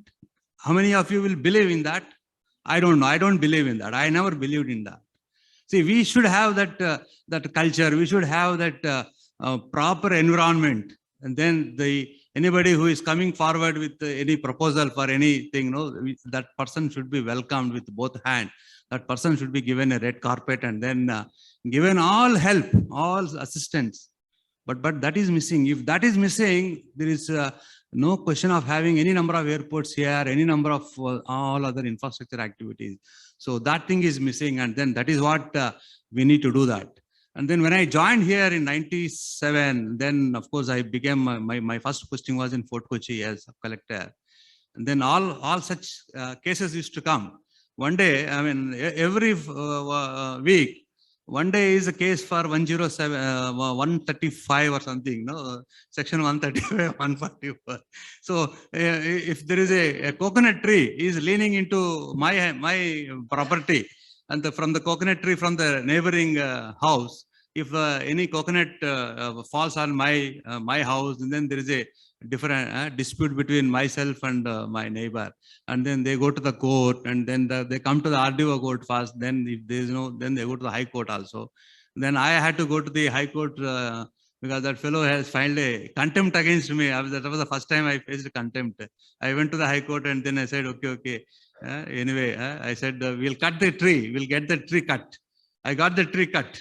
Then only the case was withdrawn. So this is the thing. And then one more thing is that there used to be something called like Kerala Land Utilization Order, 1967. It's an offshoot of our Essential Commodities Act. And then you remember, if you travel from here, the bypass road, Kerala, Cochin bypass road is full of establishments now. It looks very nice, very beautiful now. So many shops are there. But 97, 98, 99, there was one person came with a proposal saying that I want to set up a small shop here. And then there was hue and cry. I don't know how many of you remember about that. There was a hue and cry. They came to me and then I wrote in the file, look, this is already the bypass road has come, and this road is useful only for this type of establishment. And if you don't allow these establishments to come here, there is no question of any entrepreneurship here. So I allowed that. But according to the KLU, you can allow, or the sub-collector or the RDO can allow only 5 cents of land only for house construction. Otherwise, it has to go to government of Kerala in Trivandrum, and then all kinds of things were there. Just imagine if that minimum is still there, what kind of underdevelopment this area, this bypass road, right from Edapalli to Vaitila and beyond Vaitila. So many shops, so many things have come up. This is all development. But had we implemented that, KLU order, and then had we denied all these establishments, I don't know how the situation would have been there.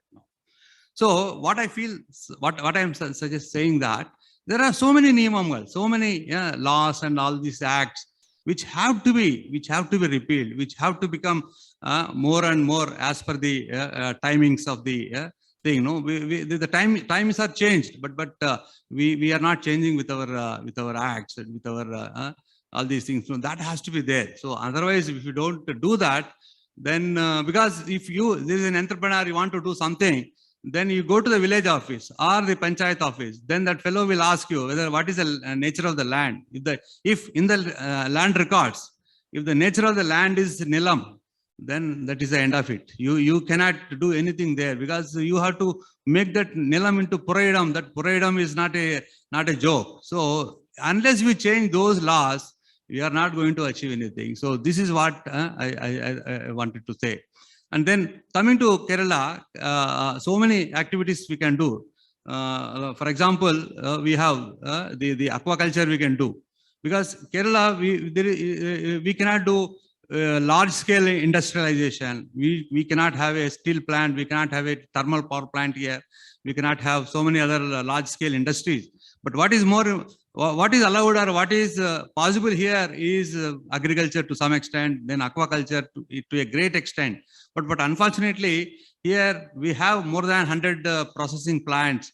Coming to my subject, we have more than 100 processing plants which are processing the raw material like chemin and all that, and then they are exporting. Almost 5,000 crores every year they are exporting to the foreign countries, especially to the US and the European community, European countries. Then, but unfortunately, the entire material is coming from Andhra Pradesh. The raw chemin is coming from Andhra Pradesh. It's not grown. It is not cultured in Kerala. So unless we take some steps to do it, because we have, I think, we have one more funny law. I'm sorry to say this.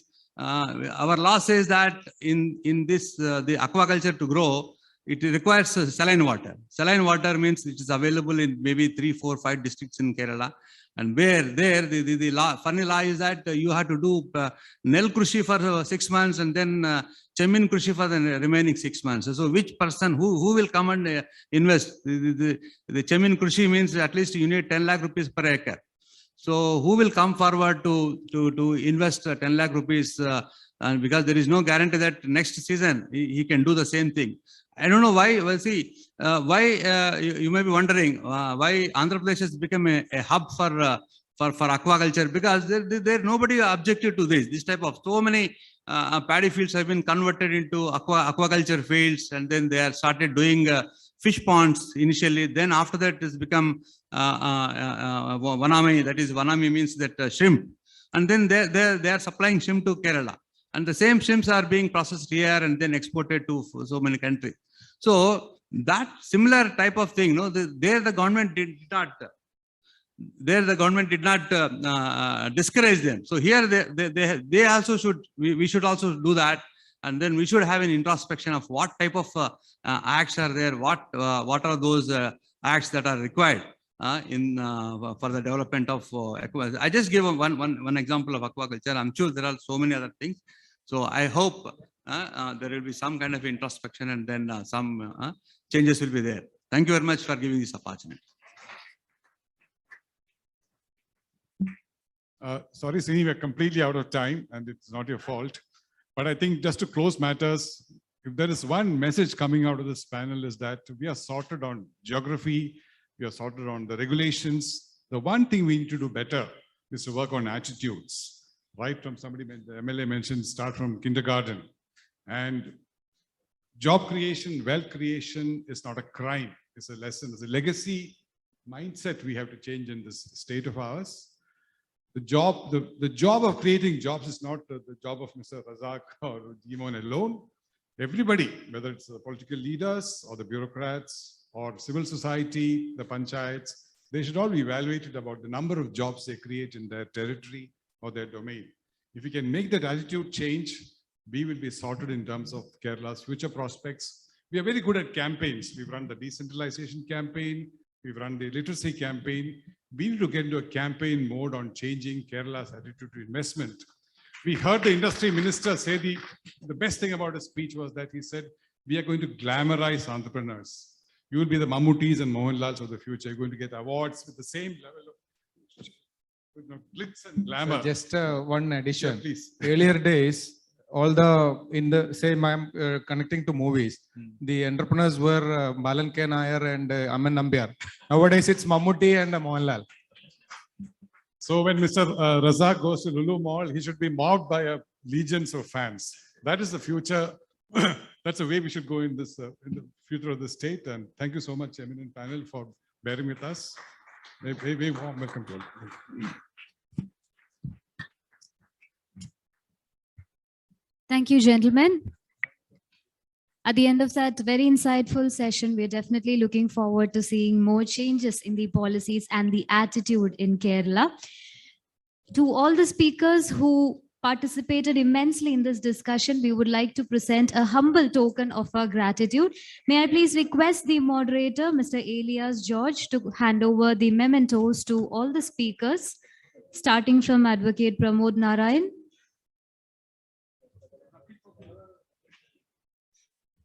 Mr. V.T. Balram, Mr. V.K.C. Razak, Mr. G. Moon Kora, Shri K.S. Srinivas IAS, and Shri Rajamanikam IAS.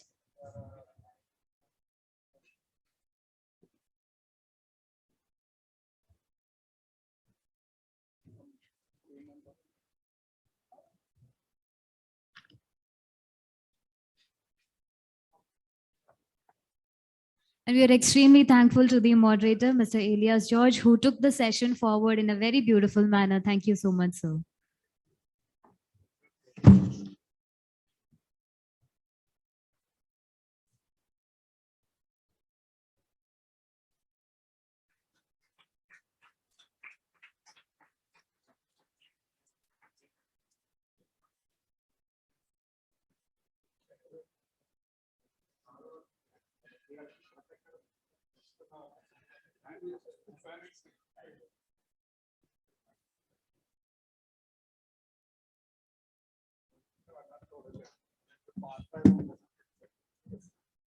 Thank you all once again. We are now proceeding to the next panel discussion, which is curated by KSUM. The topic of discussion is Start to Scale Kerala's Startup Ecosystem. The panelists for this session include Mr. Mohammad Hisamuddin, the founder and CEO of